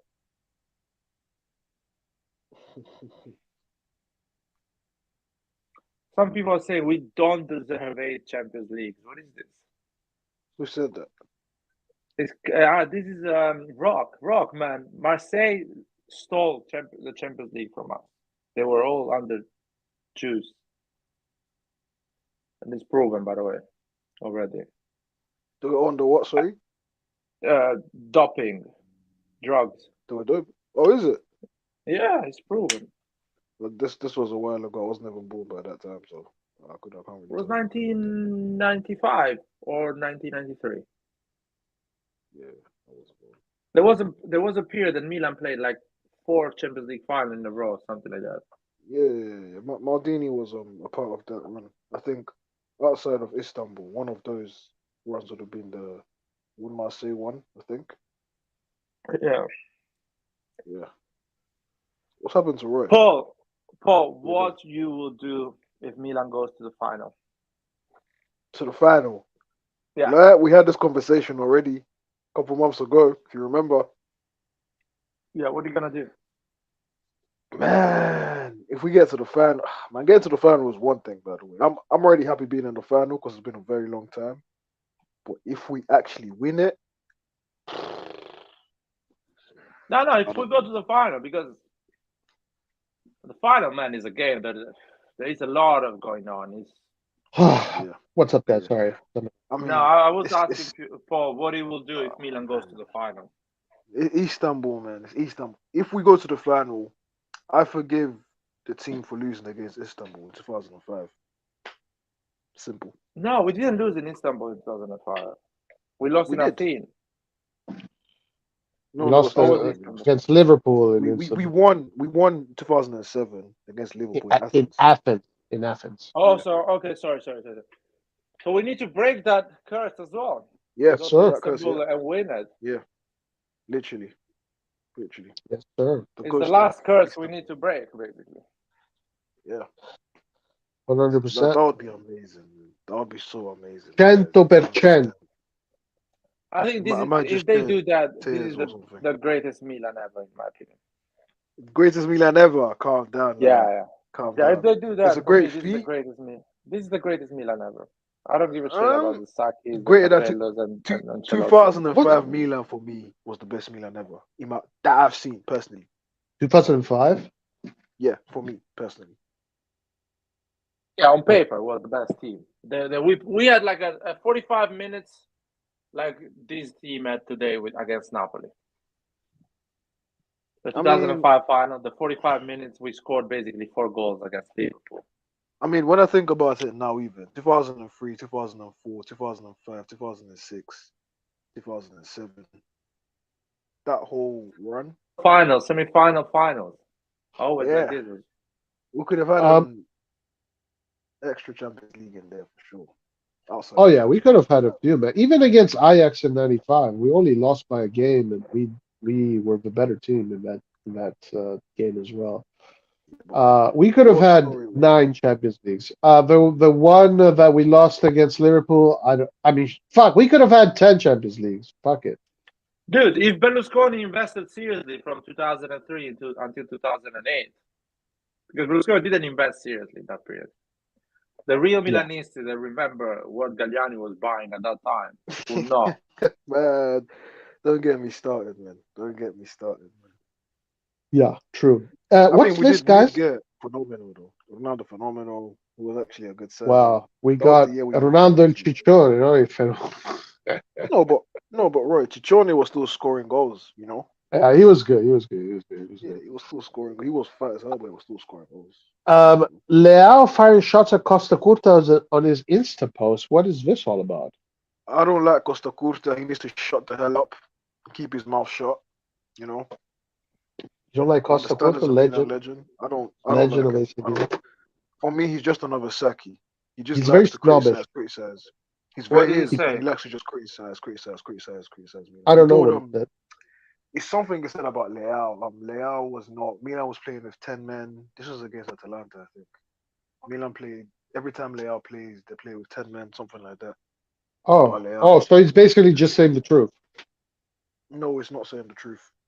He's exaggerating, though. You should never say something like this. He's as a professional footballer. I disagree with that. I think they should criticize these players.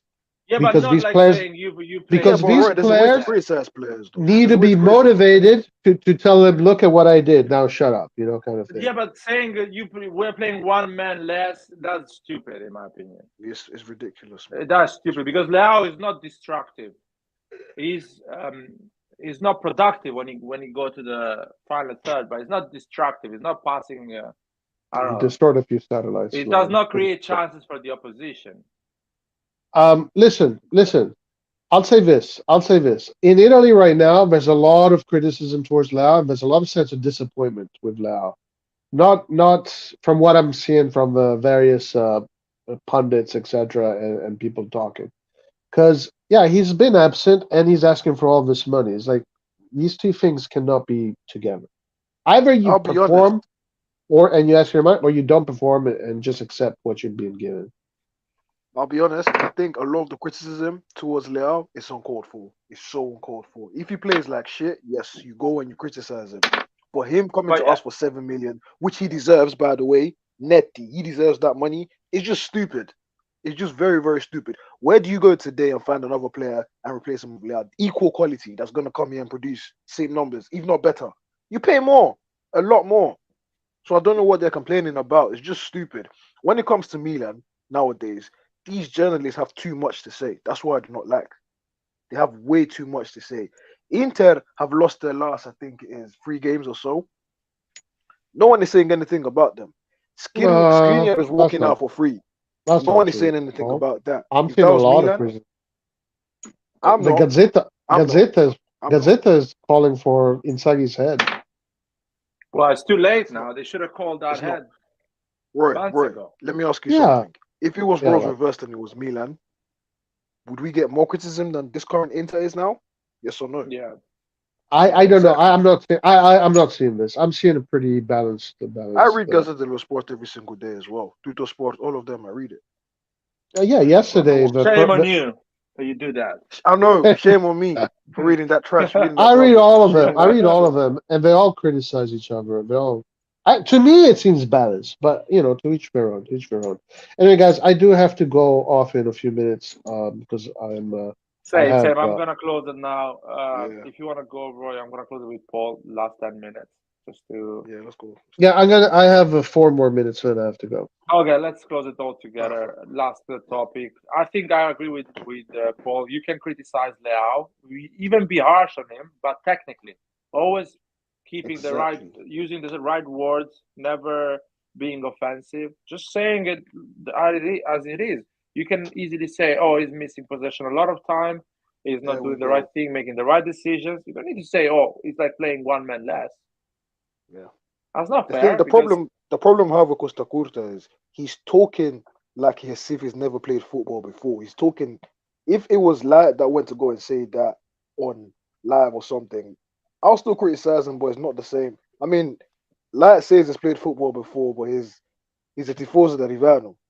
He hasn't played professional football, man. Costa Curta should know better, man. He shouldn't come out and just be saying rubbish, man. I don't like this type of players, man. I criticize Rajon when he says, "Oh, when we play with Diaz, we play one man less." I criticize Rajon or headless chicken. Saelemaekers runs like an headless here. That I criticize Rajon and Nathan. There's no one. Imagine Costa Curta. Costa Curta should not say things like this. Okay. So here it seems like Joel is giving us some info. Costa Curta said something about Milan having ansia. Ansia is anxiety, like playing with anxiety, nervous, playing with nervous. Yeah. And Leao captioned on his Insta post La Ansia. So pretty much saying, were we anxious today, Mr. Costa Curta? So I think that's what he's Leao saying. needs to calm down. He's becoming a second Hakan Çalhanoğlu with those social medias, man. No. Ibra is the new Çalhanoğlu, man. Say my name. Embarrassing, man. Embarrassing stuff. What Ibra pissed me off this season. Say my name. You didn't see it, like. Say my name. You didn't see it. Udinese, 3-1. Explain. Say my name. What did he say exactly? No, basically, Ibra missed the penalty, which I called it. I said he was going to miss it. Then he scored the second one. Of course, we lost the game 3-1. He goes on social media and he posts a picture of himself celebrating the penalty. Captions it, say my name. After we lost 3-1. Yeah, it's done, man. Yeah, that's pretty bad. That's pretty bad. It's time to quit football. When you do things like this. It's just that is pretty bad. Anyways,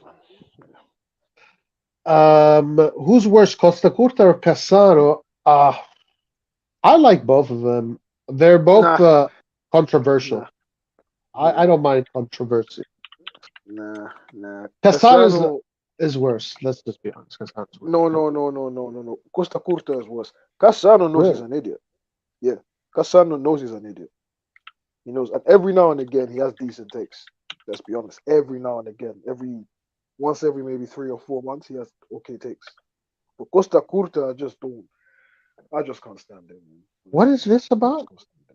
Rock, be honest. Out of all the players of the French national team, did you choose Griezmann deliberately as not to appear racist? What is this about? Magnan calf injury after international duty, and then Kalulu calf injury after international duty. Griezmann got that good coke right off the bat. Oh my god, guys, we need to stop saying all these things about Mike, guys.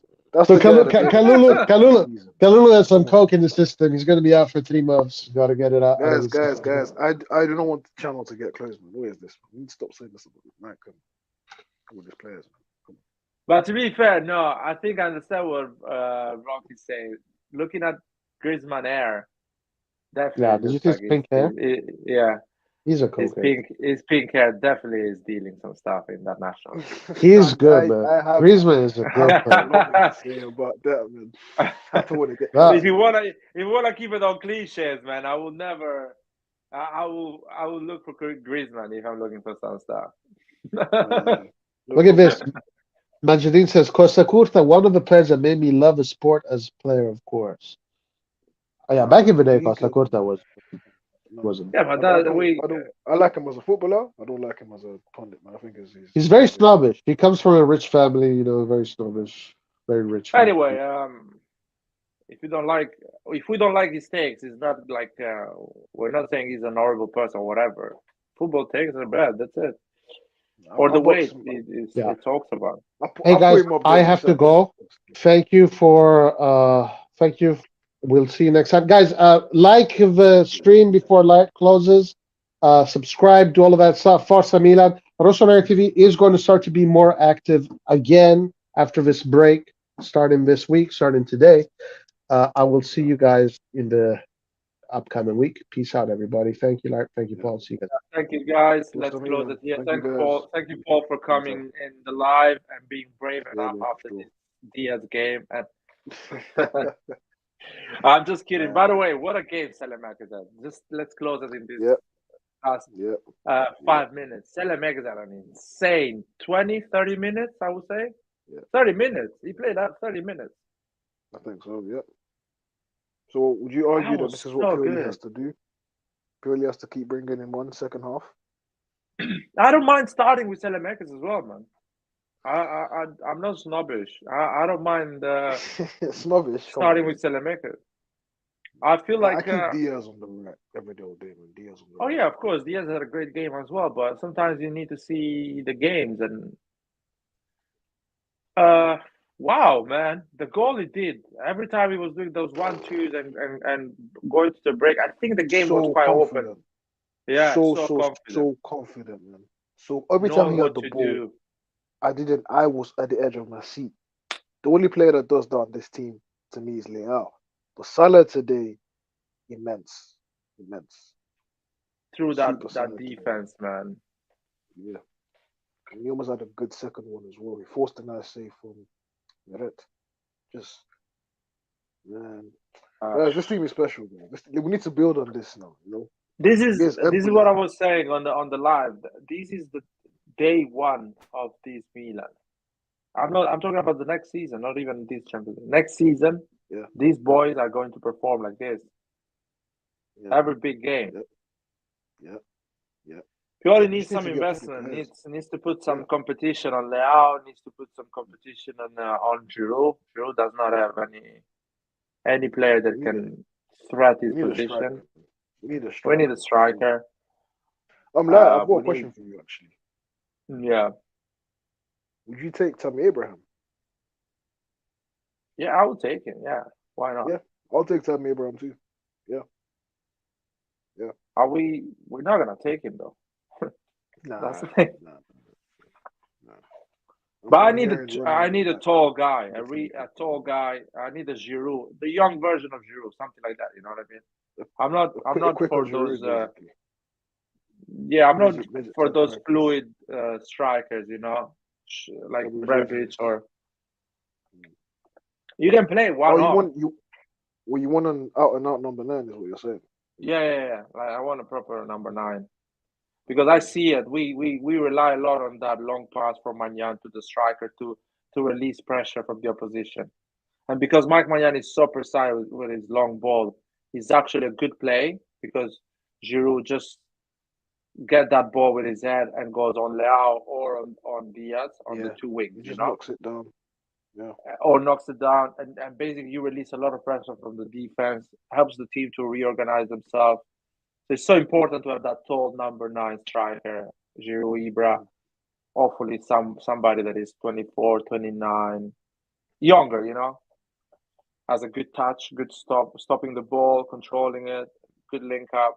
Nothing crazy. I'm not talking about Lewandowski or Benzema or Erling Haaland. But there is out there guys that can provide this type of game for Milan. So we need that. I mean, but who do you go out and get now? You know, that's the thing. People are talking about Jonathan David, who Jonathan I didn't want him at first, but he scores goals though. Like, but does not give you that type of game. You know what I mean? So you will still, if you throw the long pass to Jonathan David, he's not going to do anything with that. He's too short. The guy is what 5'11". Yeah. I mean, there's this guy they're talking about, Boniface, I think. I don't know if it's Boniface. Where he plays. He played with Hauge, but I don't know where he plays. I think he plays in Belgium now. I think the Atalanta guy is good. I'll be honest. I liked him from the first time I saw him. I think it was his first game in Serie A, something like that. It's really good. Yeah, he's good. We're not getting Højlund though, like, you know this already. Why not? Just give Atalanta 50 million and move on. The guy is already living in Milan. He's already there. He's already, you know. Yeah, Bergamo, yeah. It's basically he needs to drive 1 hour to go to the training ground. Less than 1 hour. He does not need to adapt. Bergamo to Carnago. I'm not sure It's how not far far. It's not far. His friends are there. He's already adopted. The flying home, he knows what to do. Going back, the flat, chicks, everything is connected. Parties. Just need to change club from Atalanta to Milan and play Champions League football. I don't know, man. I think Atalanta wouldn't want to sell to us, anyways. To be honest. Well, 50 million Atalanta would sell because Atalanta will make a profit. Yeah, but like, are Big we one. going to give them 50 mil? I don't think we're going to give them 50 mil personally. Well, that's what you do if you want to add a quality striker in your roster. Yeah, I agree. 50 million. And I don't think the guy is. You will have a CDK situation that he needs to adapt and things like that. The guy's been playing 1 year in Serie A already. He's 19, going to 20. He's not going to have all the pressure on his shoulders because Giroud is going to play another season. Yeah. I mean, we could look at like relegation teams as well, to be fair. In the UK, we already know some teams are going down. Actually, speaking of which, would you even take Scamacca from West Ham? Yeah, I would take Scamacca as well, straight away. Yeah. If West Ham relegates and players wants to go on loan, they don't want to play Championship football, I will take Scamacca straight away. A loan with option to buy. 30, 40 million option to buy. Go for it. I mean, last Perfect season player for us. I didn't want to sell Scamacca. I didn't want us to buy Scamacca for 40 million last season. I wasn't against them coming for 40 million. I definitely didn't want it. But I don't know, man. Scamacca. He hasn't done so well in the Prem, for being honest. No, West Ham is doing really shit. It's not his fault. I think he's a good player. I think he would have done better in Premier League with a better team, a team that plays football. Like a team like Brighton or a team like Bradford, Scamacca would have scored a lot of goals because they create chances, they play football. Yeah. Scamacca scored a lot of goals with the derby. If he goes to Brighton and he plays for the derby, he will score 15 goals. No problem. I will take Scamacca, I will take Ireland. I will pay the big money. I don't mind. Well, I'm not asking for the next Van Basten. I'm asking for a guy that scores 15, 20 goals in all competition. We've already got the next Van Basten in the team. Camarda. Nope. His name is Origi. No, I'm joking. Origi. Origi needs to. Origi, I'm expecting he needs to up his game a lot, man. Honestly. Origi, man, is gonna do the most important goal. He's gonna score. Don't worry. Yeah, sure. I don't think it's Origi's fault, man. I think the Serie A football is different from the Premier League. He's still adapting. Yeah, he's still very much adapting. It's a scrappy game. Serie A is scrappy. Premier League is clear. The defenders give you space. There's not a scrappy game. There is not a lot of second balls in Premier League. Everything is clear, passing. There is space. So for strikers, and he played for Liverpool, which Liverpool created a lot of space for the strikers. Serie A is scrappy, man. It's hard. It's hard for strikers to. And he came in a season when Milan was at his worst. Yeah. So we haven't been great in Serie A. I don't blame Origi or anyone else. Just happened. But he can do well in Champions League. I saw him against Tottenham coming in the last 20 minutes. The space in Champions League that he has can be dangerous. He was good. Man, just keep Diaz on the right. That's what I'm saying. Keep Diaz on the right. Don't have him on the 10. Just keep him on the right. Like, man, why are you laughing? I'm being serious, man. I know, man. That's why I'm laughing. I'm being serious, man. That's why I'm laughing because even the dribbling you're talking about against Tottenham, that came from the right. Against Juventus, that was on the right. No, the dribbling against Tottenham was in the middle. No, straight in the right. middle. I don't. He was playing in the middle, but that came from the right. He was on the right. Yeah, because that was a good dribbling against Tottenham. All the stadium were like, wow, what we saw right now is special. Yes, one of my friends was telling me. What? One of my friends was getting on to me, man. This is the boy you've been giving shit, man. He's awesome, man. I was like, yeah, he is. It's good. It's good. Yeah, it's good. Diaz played so well today. Honestly, just amazing, amazing, amazing performance. Man, we've been criticizing Diaz the past 2 years, because this year no one is really criticizing him a lot. Yeah. But in the past 2 years, he's a youngster with less than 100 appearance. He did 100 appearance, professional No. appearance. Diaz has 100 appearances for No, us. no, actually. no, no. I checked it. He did his 100 professional game this season, and that's how Really? you're seeing a lot of progress now. Majority of the players, they achieve great results after 100 games of professional games. Diaz Yeah. didn't play a lot. At the age of 16, he was not playing a lot for City. He moved to Real Madrid at the age of 18. 2 years at Real Madrid, didn't play a lot. And at the age of 20, he moved to Milan. Mm. So he Still so played, young as well. and now he's going for 23. He's done 110, 120 games now. So Diaz is going to be an insane player at the age of 25, 26. I'll be like a Yeah. proper player. So I Christian hope said, we buy him, because we will get the best out of him. Do you know what? Yeah. I don't know if you saw this, but Roy and Nathan always talking about Raspadori, who I don't even think plays the same position Diaz plays. Anyways, he's more of a second He's more a striker. striker. Yeah, striker. And it made me realize just how cheap 20 mil for Diaz actually is, or 22. Now whatever it is. I've been saying that for the last 3 years. You're not getting a better player. Yeah, but it's just Christian said Paul is pro Pioli. Yes, Christian, I'm pro Pioli. I've always been pro Pioli, man. I've always been pro Pioli. Pioli wanted the Scudetto, and they didn't give him a proper team. He needs players, man. Pioli with better players will do well with this team. That's for sure. That's for sure. So when I say Milan should spend 100 million, Milan needs to bring Zaniolo in the squad, in my opinion. I don't know. Zaniolo. I don't know. Needs to bring Zaniolo. Needs to bring a striker, and needs to bring this guy Laurent, is a Sassuolo left wing, or another left wing, or another left wing at the level of this guy. Because no, because Leao needs a bit of competition, or Leao needs that player that comes in the last 20 minutes.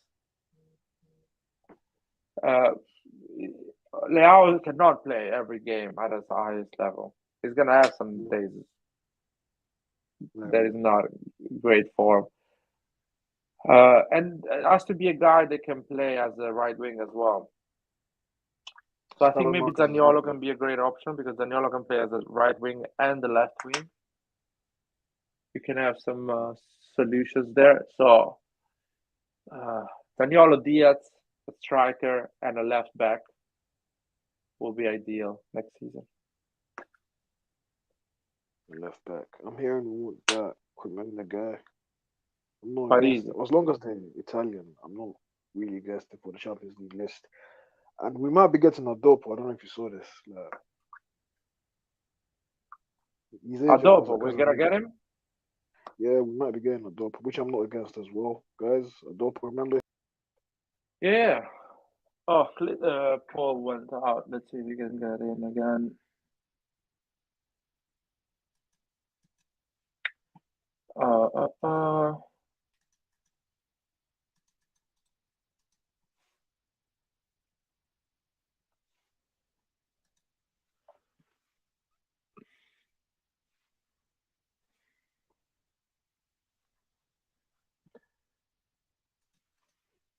Paul is gone. Let's see. I'll give him a second if he comes back. If he come back, if not, I'm gonna close the live.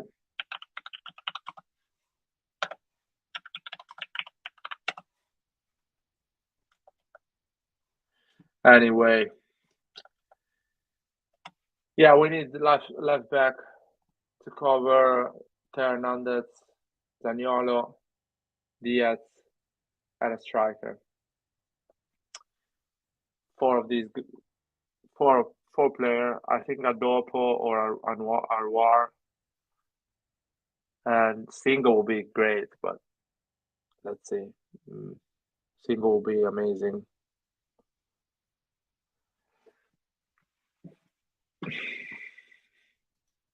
Yeah. So let's close the live. I just want to see if Paul comes back just to say bye to him. Oh, this is a great Milan, man. This is a great Milan. That was an exciting game. It's been so long last time we played so well against a good team. We dominated a good team. It's gonna happen. We are back. Pioli is a great coach, man. You know that. Pioli is a great coach. Pioli is now top coach. Pioli is officially a top coach, man. He's up there with the top 10 coaches in the world. So can't wait for him to play a semi-final. Hopefully we beat Napoli in San Siro. We go through, and I want Pioli to play a semi-final. And I think more Pioli plays these games, the better he gets as a coach. You get more experience. You understand the games better. You understand these teams better. Second season in Champions League, I think, for Pioli with Milan. In total, I think he played 3 seasons in Champions League as a coach. 1 with Lazio, if I'm not wrong, and 2. This is the second one with Milan, so 3. So if he has the opportunity to do another season in Champions League and play more big games like this, Pioli will get better and better, learn, understand the game better, even preparing the players mentally. The mental strength you build to your team, you need to learn that as well. Pioli is learning that, and the players are learning that as well. That our kids are growing up.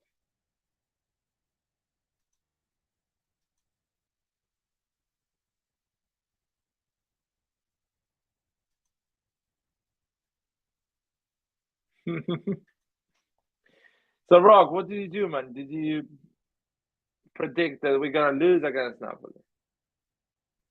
Nah, Rock, man, you're Brazilian and you should be more optimistic, more dreamy. You should understand that football is something that is impossible to predict. So, Paul, man, your phone died. Man, my phone keeps dying on me, man. StreamYard brings a lot of battery, man. I heard Rock say Paul's phone is always dying. It is, man. It is.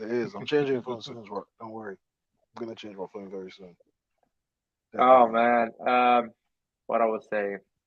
Oh yeah, transfer Adopo is a good option. Yeah, for free, yeah? Yeah, his agent was seen at Casa Milan recently, last week. So that might be happening, and I'm not against it. Not against it, for sure. And it's good for the list as well because it's a homegrown talent. So yeah, I'll take him for sure. I'll take him. So we get Adopo, we get Aouar, and then now we can focus on getting a striker and maybe striker Zaniolo. If we get a striker and Zaniolo, I was just about to say striker and Zaniolo. I wouldn't be mad at that actually. Keep Diaz as well. That wouldn't be a bad mercato. Left back as well too, because we need left back.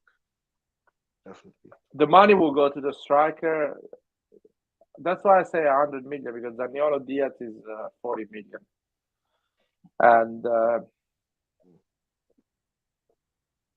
Zaniolo Diaz 40 million, a striker another 50 million, that's 90 million. Breaking news, guys. Breaking news, guys. We have got Milan Channel TV in the chat right now. Can you guys hear me? Man. Can you guys hear me? you? Yeah, I can hear you. Holy I want to hear shit, from you. boys. I want to hear from you straight away. My phone might die again, guys, by the way. So if I disappear, it's because my phone died, by the way. But yeah, go on. Right. The Saelemaekers goal, man. What did you think when you saw that goal? Because I was like shocked. What the fuck was that? Was that Saelemaekers or was that a demon pretending to be Saelemaekers? Was that him? Messi. It was Lionel Dude, Andres. even if I see it on Mbappe, Saelemaekers. I'll be shocked. To see a goal like this from Mbappe, I'll be shocked. Holy shit. Are you sure Maradona's ghost didn't inhabit his body by accident? Wrong body. He was to go to Vara and he missed it. He was trying to possess Kvara and he hit Saelemaekers by accident. Oh my god! What a goal! Holy shit! Oh man! Imagine his career changed completely after this goal. He's like become a completely different beast. And Saelemaekers has a following, man. He's got a fan base, literally, cult following. The way he celebrates with the Milan badge every time, and he says, "This is Milan," you know, like I love the way he does that, man. I love the way he shows off the badge. He gives the credit to the club. I love it. Yeah.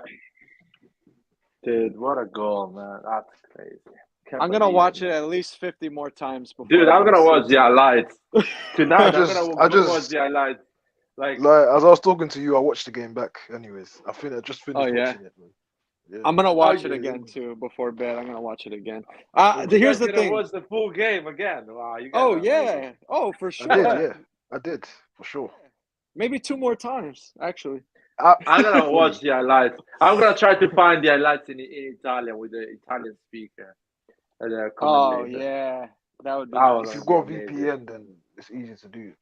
I don't know if you can. Oh, man, that's amazing, man. We're shocked to the football world because everyone is saying Napoli is going to win against Milan in Champions League. My friend today told me we're going to lose 3-0. I said, bro, you're wrong. We're going to win 1-0 or 2-1. I was wrong too. Yeah, me too. I thought we were going to lose or we were going to draw. I didn't even think Rock, you wanted us to lose as well. I remember. Yeah. I was using some voodoo shit and I was saying I want Napoli to win. And it worked. It worked, bro. But I just wish we saved some of those goals for the Champions League. Dude, that's not work like this, man. Now the Pandora box is open, man. Are you sure, man? It's open. It's open. It's open. I had the other YouTube app up. I hope so. I hope you're right. I had a lot of friends texting me today, like, "What the fuck?" Not even Serie A fans. They don't even follow Serie A, but they were texting me like, shocked. Dude, Guardiola. Hello, guys. Everyone has been looking at this result and has been saying, "What the fuck is going on here?" Forza Milan, everyone. Forza Milan. Forza Milan. What a great result. Masterclass. Pioli had a masterclass, man. Honestly, yes. Today was his best game in the season. And he showed us that he can play great football with Saelemaekers, Diaz, Tonali, Krunic. It's a good day to apologize, Aouar. I apologize to Pioli. Look, I apologize to Pioli. I don't think that Pioli has this in his house, though. Paul apologized to Diaz. Apologize to Diaz. Aouar, who would you like to apologize? You're mistaking me with someone else. Is there anyone that you would like to apologize? Anyone? Just anyone? No, first of all, I was the only one protecting Leao. When you were shitting on him, Rock. Guys, go watch my last live. Go watch my last live. I said, what did I say in my last live? I see you. I see you on the chat, Rock. Leao is going off today. I said that. I said yesterday. Leao is going to go off. Listen, me and Laird were the only ones saying that Leao is the man in this team. No. Listen to me. Pioli was so. He was like so done of watching Leao play so bad that he's like, I'm gonna go back with the previous. I told you that, but remember, Laird. Back to the left wing. But Laird, remember, I told you this, bro. I told you that the other formation was cutting his wings, man. This formation, he's free, bro. Other formation. He can play like this, even on. I know he can learn it, but mid-season it's hard to learn. I don't know, man. He can play like this, the other formation, because most of the time he goes wide anyway. But anyway, But with let's this not talk formation, about that. it's depressing. I don't think it was the formation anyway, guys. I don't think it was the formation. He No, looked it motivated. helped. It helped. First of all, He looked the team motivated. played everyone played so good that So good. that helps as well to get Yeah. to put a great. Did you like performance. Theo in this game, Leo? Oh, I love Theo, man. He had a great game. He was a proper defender. Yeah, but I going loved it. He forward was though. so focused. He had some Going chances forward in the is first always half. good. Yeah. He's always good going forward for him. So I'm gonna put the team that we are going to kill in the final as a background. So Oh man, Laird's feeling himself today. can you guys let's see if it comes out. Let's Damn, see. Anwar, what is that in the back? That AC Oh, Milan this. light, that Milan Yeah. light. What is that? That's Forza Milan. That is That something is you will sick. never have, bro. I'm gonna order it, man. I'm gonna order it. You can't order it. I made this shit. You can't You order made it. that? Me and my friend, yeah.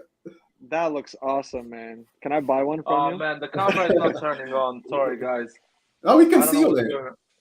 Can you see me, guys? Yeah, we can see you. Yeah, yeah. Can you see the Man City background? No, No. you need to change it in the settings. Change the input of camera to NVIDIA. Or whatever. Don't put Man City, Laird. What are you thinking? Stop it. Because we're gonna. That's how we go. That's the team. It's not working at the moment. I don't know why. I don't see myself. I see the camera. Anyway, the final is gonna be Man City Milan, I like it. I like it. and the two winning goals is gonna be done by Messias and Saelemaekers. We're gonna win 2-0. Messias Saelemaekers scores. What about Diaz? Since he No, started no, at Man no, City? no. They didn't Messias believe and in him. Saelemaekers, delivery man and Saelemaekers. That's No, it. Score man, that would be against so Guardiola. crazy. Only Milan, guys. Only Milan can do these miracles. Only Milan can do this. I want everyone to say that Guardiola lost against a guy that 5 years ago was doing a delivery for fridges and Yeah. stoves and I want whatever. Messias to send Guardiola to the unemployment line. He's gonna be working at Amazon. Jokes aside. Yeah. One step at a time. I think we have good chances in San Siro, bro. Don't worry. We have good chances. I Thing hope is, so, Laird's- man. One thing I hate about this Napoli kind of feature is that we didn't win on Napoli for 7 years in San Siro. Yeah, that's why we're gonna win. It's time. That's That's perfect. good. That's good. Ah, That's the it's perfect time. Yeah, it's They good. won useless game. We against always us beat in them San up Siro. in their stadium. Like that's the thing. I just Although- wanted us to save some of these goals for later, but Exactly, man. I wish we like the game we're gonna lose with Napoli. I wish it was today. I wish it was... yeah. it doesn't We're gonna work lose like one. this. I wish it was today. Yeah, that's what I was saying. It does but- not work like this. I know. It doesn't work like this, Laird. I Yeah. know it. Let's Let's- be honest, guys. The Napoli players now, they are a bit scared. They are a bit. Oh yeah. It can be a double-edged sword, Laird. What we did. They're gonna no. want revenge. They're gonna want revenge, like. And what they're gonna Either do, they're them gonna leave getting space. revenge or How us they gonna getting get revenge? complacent. No, or us getting complacent again. No, Like we're not getting complacent because we haven't lost. We're not gonna win the title. We're not gonna win the Serie A. Yeah. So the only way for us to actually make a statement and make a point that we are a good team is to beat them in the quarterfinal. That's the only way for us for this group of players to say we're not so bad. We're actually Laird, this We can beat Champions them. League is smiling for Milan, to be honest. Oh my God! It's our best chance to win the Champions League in how many years? Holy shit! We have a really good chance, man, with the path that we have in front of us. Oh my God! It's a very good path. It's a very favorable path. I don't even know if we could ask for anything better than that. Well, better it will be winning it, man. Like it's just the path in front of us is the path of. I mean, it reminds me of 2003, guys. Like when I look at it, it's. I remember like people were saying we're behind Inter and Juve, and we meet them in semi-final, final. I hope maybe if Inter can reach the final, I hope we face them there or something. Yeah, you know what? Oh my God, Lair. Lair is ready to beat Man City in the final, guys. He's ready. He's ready to turn Holland. You know, He's ready to I don't think they're gonna qualify the next round. I think Bayern gonna beat them up. That's the question. That's true. Is it gonna be a Chelsea Milan the final? Bro, I watched Bayern with Tuchel. That would be they look nice, really man. good. That would be full circle if we can beat Chelsea in the final. We started with Chelsea and we finished with Chelsea in the final. That would be weird. Laird, bring us the Italians. We want Italians in Champions League. We do better against Italians. Larry, I think you're right, though. I feel more confident about the Champions League games against Napoli, especially after seeing Spalletti lose himself. He lost himself today. He's losing it completely, man. Yeah, I like that. When Spalletti loses himself, guys, he bottles it. I love to see that. That's what the players that's how the players are going to react. Yeah, our players are going to see Maldini. Happened a month ago or 2 months ago, man. Rebic, no, it's better now, man. That's when we need it. We need it right now. But for us to come back on the league, we could have. No, man, we won 19 leagues, man. Let it win it to Napoli. Napoli has 2. I won the first time before Inter. Dude, I won. My only issue is the neighbors. It's not even Napoli. the moment we go to the Champions League final, Napoli will be like, I hope Milan loses, because no one gonna give a shit about us winning the league. No one is gonna even talk about us. We're gonna have the best season of our 100 years of history, and no one is gonna talk about it because Milan will win the Champions League. I hope this is gonna happen, man. I mean, if we end up the next game, let's say, I don't know, you get Chelsea, or you get, I don't know, Benfica, if they manage to beat Inter. Benfica is the next one, or Inter, but I see more Benfica. That's what I'm saying. It's smiling for us, you know. The draw, the way it happened, it's working for us so well. My gosh, we avoided Real Madrid, Man City, Bayern, Chelsea. We avoided all of them. That's incredible. No, we haven't avoided one of them. If we go to we will face one of them for sure in the final. Face one of them.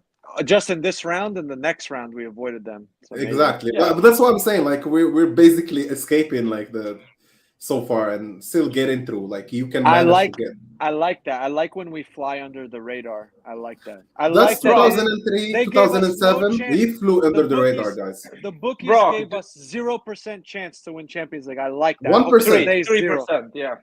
In the beginning it was 1%, then now it's 3%. So from the beginning to now, it's 2% increase. Yeah, Rob, do you remember when I told you that the Tottenham game will be so difficult and will be a proof for us to understand if we can win the Champions League or not? Now you're seeing the results. You saw how we beat Napoli today. Easier than how we beat Tottenham. Yeah.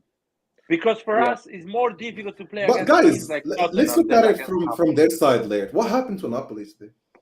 I was expecting a lot more. We are too good. That's the reality. But still, Laird. They played the best in Europe. They played like this against us, even the first game. They played like this.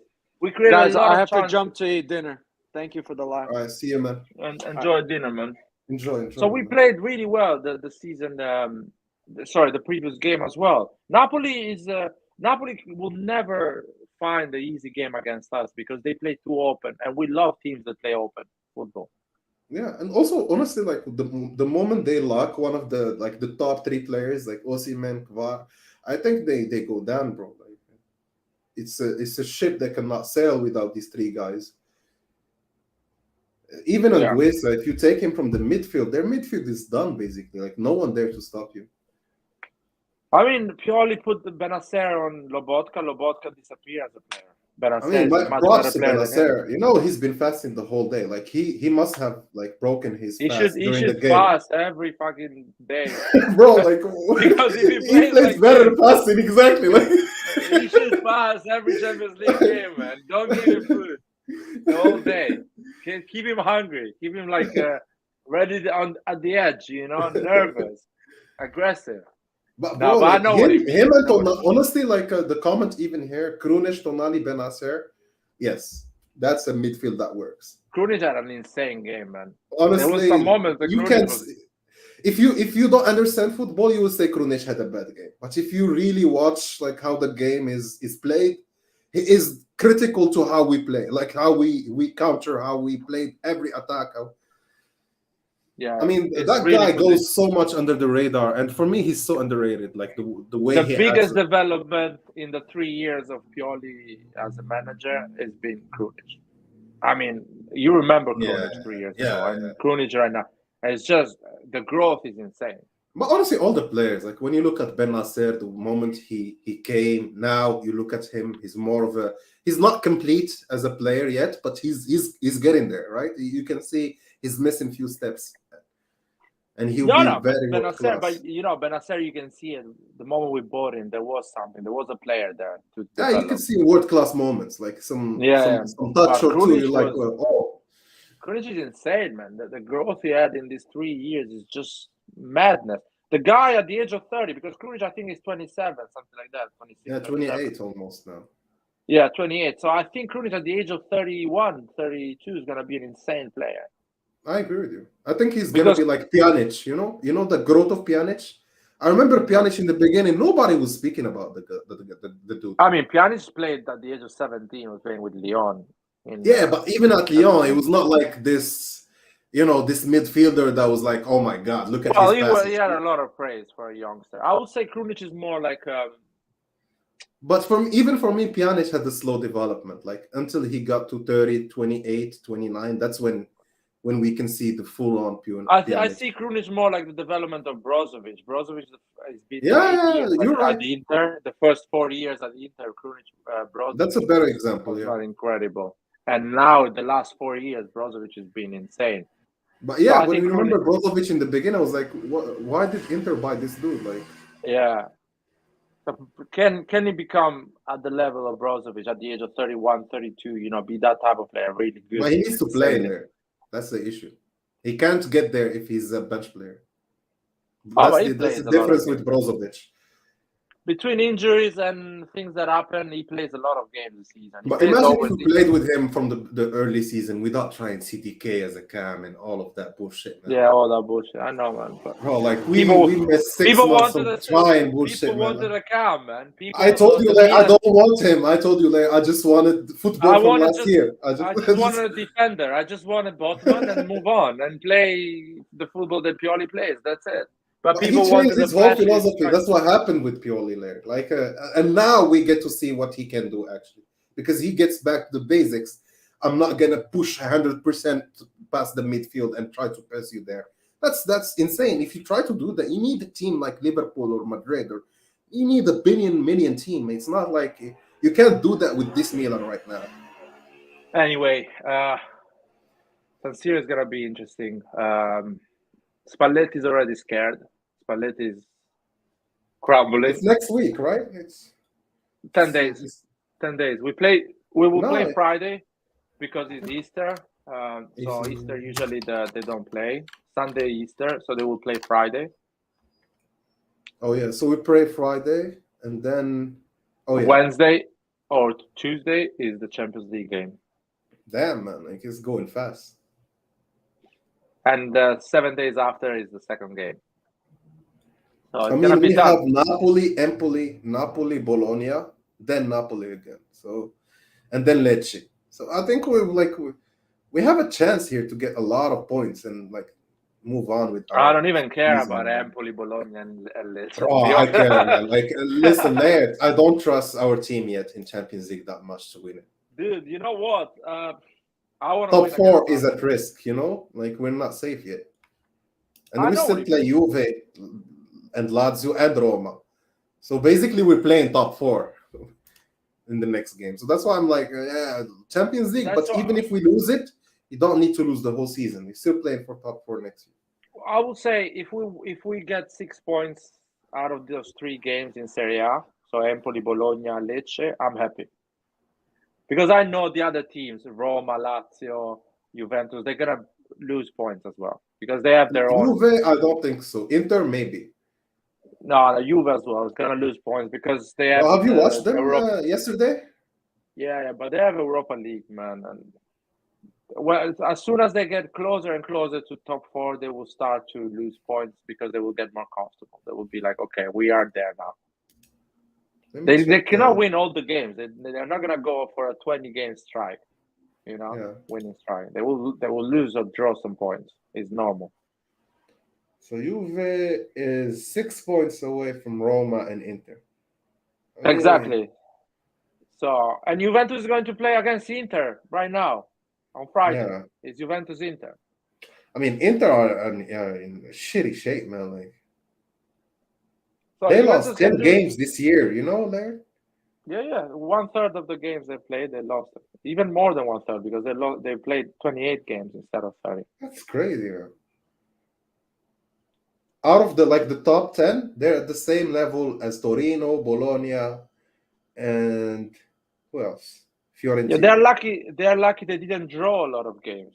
That's why they have a lot of points. They drew only 2 games. Exactly. That's why they have a lot of points. So this season could have been much worse for Inter if they drew some of the games they won. Like, if you think about it. So Inter and Juventus are playing against each other right now on Friday. So if we win against Napoli, we got a good advantage. So we can easily. Then we play Lazio next. We play Lazio next. We can go second. So, I mean, it's in our hands basically. So we need to beat Juventus, Lazio, and don't fuck Roma. it up. And Roma. The direct games. Exactly. The others you can fuck the other games, but these 3 games you have to win basically. And another thing is you can fuck the game before Napoli Milan Champions League, return game. Like, who fucking cares? Just go ahead. Just go to the semifinal. You will get points after. It's important, man. Semifinals. And you know what? If we go to the final, everyone is gonna shit the bed on the other side. They will be, oh shit, we're playing against Milan. I think if we go to the final, we're getting it, man. Like, the way it's smiling for us is like we get it. It reminds me of the 2 last Champions League we won. We were not favorites. Everyone was joking about us, retirement house, whatever. The kind of jokes that we were getting. And then, surprise, surprise, Milan is winning it. And in 2005, we were favorites, best team of Europe. We spent shit ton of money on it. Rivaldo and Rui Costa as subs, and we battled against Liverpool in the craziest final. So for me, like, we can actually this season because we are the dark horse. When we are the dark horse, it's better for Milan. Yeah, I mean, for me, reminds me a lot of 2003 because 2003 we were really bad in Italy, so we finished 4th. Yeah, we were not doing well. Well Just bought Shevchenko. We were playing with Costa Curta on the right back at 39 or something. We had an okay team. We had a good team, but we were not merging together. Anyway, and we played in the final. We played against Juventus, which at that time was the best team in the world, or one of the best team in the world. Because they beat Real Madrid in the semifinal. They were winning the league in Serie A. They spent a lot. How many finals they played in Champions League before? 4 of them? Yeah, they played a lot of finals before that one. And they spent a lot of money. They bought Nedved, Thuram, Buffon. Zidane. They bought a lot. They sold Zidane, and they bought. I think they still had him. They sold Zidane. No, they sold Zidane. So they spent a lot of money. So that Juventus was the team that were one of the best teams in the world at that time, and the one that was spending more money at that time. Yeah. So it's a similar situation. On one side, us going through Ajax, and I don't remember before Ajax. Who was it? Oh my God! Inter. Inter, Ajax, Inter, and Juventus in the final. I can't remember the group. Even the group, I remember we went second, right? Like we didn't even qualify. Yeah, we did okay in the beginning, and I remember it was Barca or Madrid in the group. And even with Inter, Madrid. It was Madrid in the group. We finished second. Yeah, I don't remember exactly. And even with Inter, we did 1-1 and 0-0, and we went through. Yeah. But it reminds me of that. Ancelotti didn't win a single title before the Champions League. He was like a nobody, fired from everywhere, a bit like Pioli. Like. So I remind me a lot of 2003. We just need to beat Napoli. Beat Napoli in San Siro, convincingly, put the pressure on their heads, and they will go in either San Paolo, Maradona. But I think try to win. The next 2 games with Napoli are going to be much more difficult than this one we watched. I don't know. I think they're gonna be easier in my opinion. It depends. Like if we go in, score at the early minutes, we got them by the neck. But if we go there, we start struggling. They Dude, get a goal on us. if they play so bad without pressure, with zero pressure, basically, I'm just imagining how bad they will play against us with a lot of pressure because they have pressure in Champions League. They don't have 20 points advantage. They actually need But to who beat has us. more pressure, us or them in Champions? Them have more pressure because they're the favorite. They can actually beat us. If they don't beat us, they will look like idiots. I mean, they lost That's the 4-0 thing. today. They're already idiots, bro. Yeah, but they're even more upset. So they need to prove a point. They are not so bad. But I hope they come out. Like they leave spaces in defense for They Leao, man. will. Like I want that. They will come out. We will wait for them. We will we will go on a 1v1 for each ball. So we will press them. But they need to come out. They need to try and create chances. And the moment we get the ball, we go on a quick transition. Yeah. And those spaces, you saw the spaces over there. They need But to. even like today, the transitions, the way we counter is like we need to play that type of football. And We will play that. And with the referees, with European referees, it's going to be easier. What I watch in football, like personally, whenever I see a team with two pivots in a camp, it's rarely a team that plays possession football. It's a team that plays mostly direct football. And I think like of Germany with Ozil or like these kind of teams that where just 1, 2, 3 passes they get to the goal, and that's where we the best at. Like I think we're one of the best team playing that style when we play these very quick transitions, and we have a left side that is deadly as fuck, man. I don't think any team has a better left side than Milan. Well, now you have the right side as well, deadly. I mean, Saladinho, like Saladinho scored the goal. Calabria gave an assist. Diaz gave an assist and scored the goal. The right side did a lot this game. Like honestly, the Saelemaekers just surprised. Like I didn't expect him. Like that's what we want. I want CDK to do that as well. Take the ball, try something, even if it doesn't work. We'll shit on you. Next time it will work. Saelemaekers, what a goal, man! You know what? I need to. He missed again. Like he could have scored 2 more goals. No, keep them for the San Siro. Exactly. Like don't waste every energy in this game. Aouar, listen to me. If we score at San Siro, the 1-0, the Napoli player will be lost in the middle of the desert without water for days. They will never recover. They will not recover. Pioli the needs noise to be smart San Siro makes. there. The noise San Siro makes is scary. I know, and Champions League is scarier because people are very more like they're the most enthusiastic on those nights in San Siro. Yeah. So in the moment you score, you can see even the camera just like rumbles because of the noise in the stadium. So the Napoli player will get lost. It will be like, oh shit, we are fucked right now. And you get the second and the third and the fourth. I mean, we need to stay like this. I don't know what magic is happening right now, but keep it up. Whatever you're doing, keep doing it. It's gonna. You can keep it up for 20 days. You can keep it up. I mean, like the league is almost over. How many games? 10 games. 10 games. 10 games. So 10 games and Champions League. It's 2 + 2. So 5 games. So 15 games left altogether. Best case scenario. Best case scenario. Yeah, I mean, it's like you have to try. Inter has Coppa Italia. Exactly. Juve has Coppa. And Juve will fight them for the Coppa. Like they will. Yeah, and Europa League. Juventus has Europa League as well. Roma has Europa League. Lazio has Conference League, if I'm not wrong. Yeah.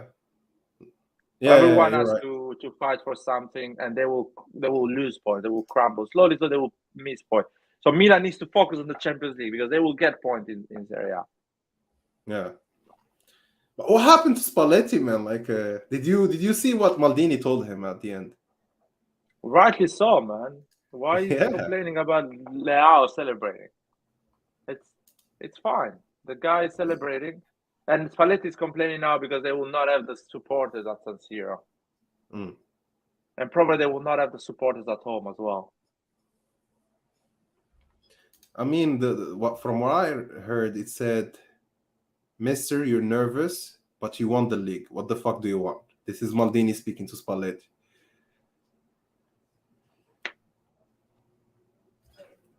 He was nervous though. He was nervous.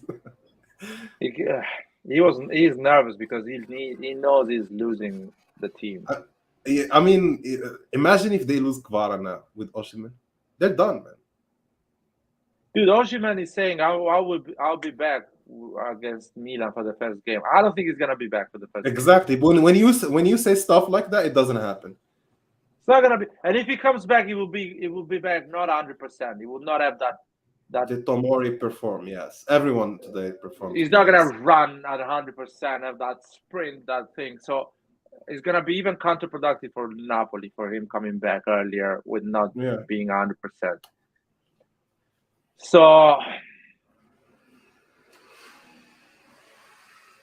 that's it. I think let's keep our players not injured. Yeah, hopefully, man. Let's stay focused. Let's keep Benacer fasting. Let's keep. Yeah. let's keep Benacer fasting. No, that's gonna be fine. When is the Ramadan finish? I mean, it's 30 days. So far we're 9 days in or 10 days in. Play both the 2 games fasting. Yeah. That's fine. But honestly, even when I watched the Moroccan team, they were fasting. They played so much better compared to Brazil. Like they broke fast by halftime. So the first halftime, we ate them up, and people were not drinking and eating for the whole day. It's gonna be fine. And in Italy, especially Champions League games, they start at 9 p.m. I think they allow the fasting. And even the ref, they allow them to, like, if they want to drink, or they give them like a second. Even only in France, they have a rule for not allowing Muslim players, where they have the most Muslim players in a league. Really? Why they don't do that? Just French. I thought France was more progressive. Nah, man. Every time in England they do it, I guess. I know. Even in Italy, yesterday, I remember Fiorentina, the game was stopped so that Amrabat could have a banana and some water. So they gave him at least. To be fair, when is the fasting ends for the day? Is it 8 p.m.? Exactly. But they can. It depends on every country. So every country. So basically, sunset in every country. So when is sunset in every country? Okay. So and basically, we mean sunset like the last minute. So basically, even it's still night, we can still say that it's not sunset yet because some bit of light is still coming from the sun. So the last minute, that's when people break the fast. So if the sunset is starting at 8, probably it would finish 1 hour later, around that time. So basically, I think in Italy it's around 9 something in the evening. Basically, they go for a long day. At this point, sunset in Italy is early. I think it's at 7. Let me check. I'll be honest with you. Should be at 7 sunset in Italy right now. So in Italy, it says Islamic. Sorry, it says 7:35. Which is okay. So 8:30. So basically, I think what game did it start in Italy today for Milan? Usually Italy start at 8:45. Champions League start at 9. Local time, right?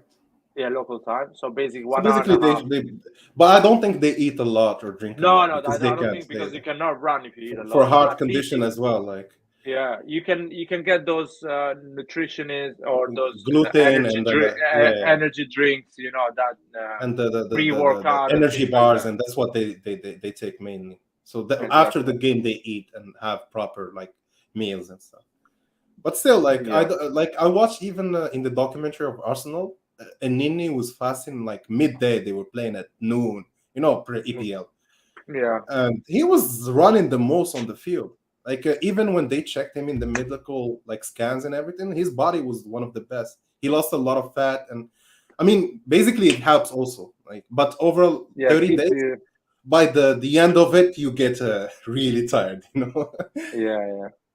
And the good thing, it helps the fact that you can eat, as you say, after dawn. I think it's also a push for these players because they're we're fasting, so If he wins the ball, it's more of a push to his ego, this dude had food the whole day, and I'm running more than him, Yeah, and another thing is your mechanism, your brain starts focuses, focus more because it's kind of you trying to survive.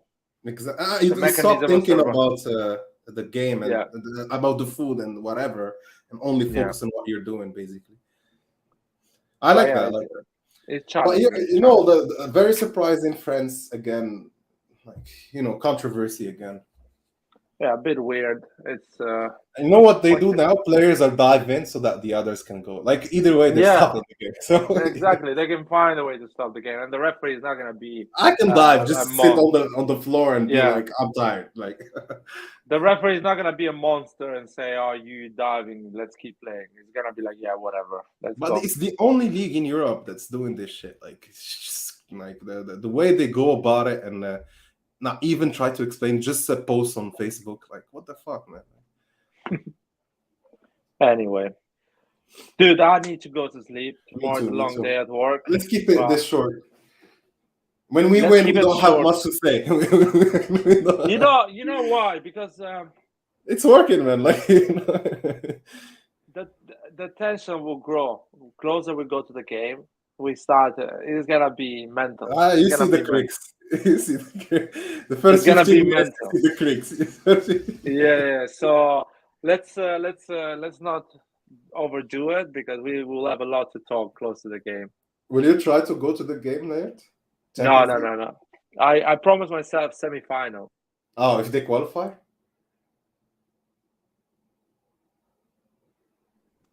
I think you lost the sound.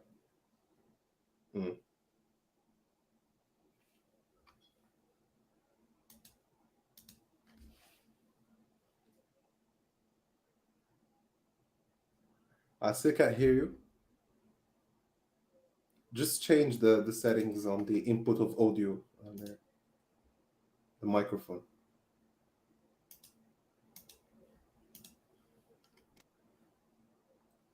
No, I can read the lips, but not hear. No. All right. I think we're gonna cut it right now. I think Laird lost his microphone.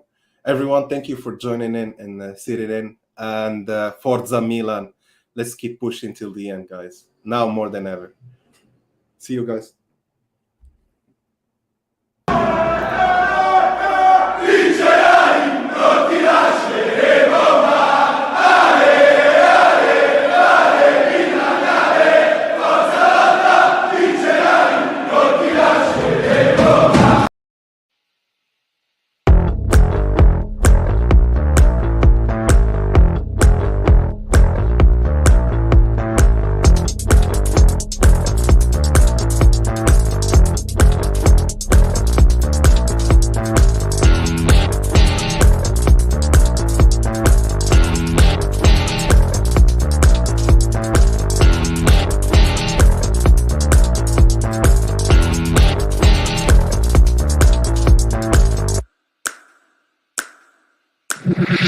This